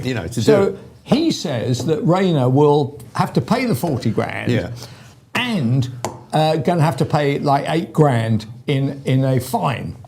Now, if she gets fined, I don't see how she can run for anything except run out of the office and go and look for work. So That's her. But apparently the reason that HMRC are holding back on saying this is because if they decide that that is the case, right, they will have previously allowed other people off. They will then have to go back to everybody and say, I'm sorry, mate, we let that flow through. That can't be the case. You're going to have to pay a fine and you're going to have to pay the money. Or they're going to have to accept, no, you're not going to be fined, and those people that they have caught, they will have to hand the money back, and that could be millions. So it's very tricky. Not only does she not seem to understand the stamp duty situation, right? Even though she was housing secretary, which is a small point, a bit unfortunate. She also doesn't seem to quite understand the business of council tax either, because don't forget that she couldn't remember which was her main residence, right? And I'm still puzzled, very puzzled at the business that no journalist has looked into, because this is one of my big bugbears about journalism these days. Nobody's interested in looking into anything. But you know why though? You know why? Because there is not. The companies can't employ enough journalists now, and what they have to rely on is people actually getting off their rear end and doing it themselves. It's very hard go. Man. No, but imagine the situation where you've got a woman who is in the cabinet, right, in a senior position, deputy prime minister. She also, not only does she not pay the stamp duty on one or two possible houses that she may or may not have owned, but she seems to have been able to somehow access money that was in a trust fund for her disabled son. Now, by no measure can you find any rule that says you're allowed to do that. She's you have to fill in. I do know a little bit about this. If you have a challenged child in the trust fund like that, you have to account for every penny and how it all works. Now, if it went to the Angela Rayner, thanks very much, I'm going out on the Sherbet Foundation, right? I think that's a bit 400 miles away from where my son lives, right? But it's for his benefit, no problem at all. And by the way, have you met my new boyfriend who used to work in the music business, who now seems to be making quite an inordinate amount of money as a lobbyist, putting people together with politicians? And especially, he seems to know Angela Rayner rather well. Well, he does. I mean, is he not the guy that used to come out with the toothbrush in the old top pocket out of the house in London? What to indicate that an evening of fun and frivolity had happened? Yes. Yeah, I don't know why it's clean his teeth, but I won't go into that. Anyway, listen, we're nearly at the end of the show. Kelvin, it's been great to see you. Thank you very much. I haven't even had a chance to eat my bleeding pie. Yeah, well, that's good. That's good for you. That's probably good. I'll take all day to eat that. Right. Pooch is telling me we've got to do Heron of the Day. I wouldn't mind playing that Rees-Mogg clip. Can we do that as well? Yeah. Because we had Jacob Rees-Mogg in here on Friday. Let's play it to Kelvin. Now let's play it to Kelvin and see what Kelvin makes of it. Okay. Have you got it? I love Jacob. Final question, because Lord Viking is one of our very regular contributors. Does Jacob like herons? Now that's the question. Now you might have noticed that there's a sort of heron theme going around the studio, and the reason for that is that I live down by the River Thames, sort of opposite Canary Wharf. And I came out of the house one day when I was in the midst of plotting this new beginning for myself to see a huge heron sitting on the railing overlooking the river. And I decided that was some kind of omen. And I thought, because I've never seen a heron there before, I didn't know there would be one. This is absolutely brilliant, because this is so like the ancient Romans, who were always looking at which way the birds went. And one of the cleverest things Julius Caesar did was made himself Pontifex Maximus, the high priest, which gave him the power to determine what the omens meant.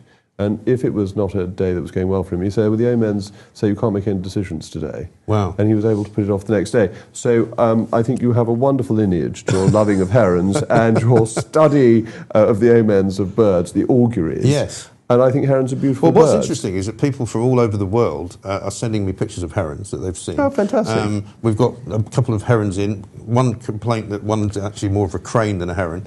There are lots of cranes at Canary Wharf too. There certainly are. Amazingly, I don't know who's paying for them to be built. But one of the things that I found out was that in lots of different cultures, the heron is a harbinger of new beginnings.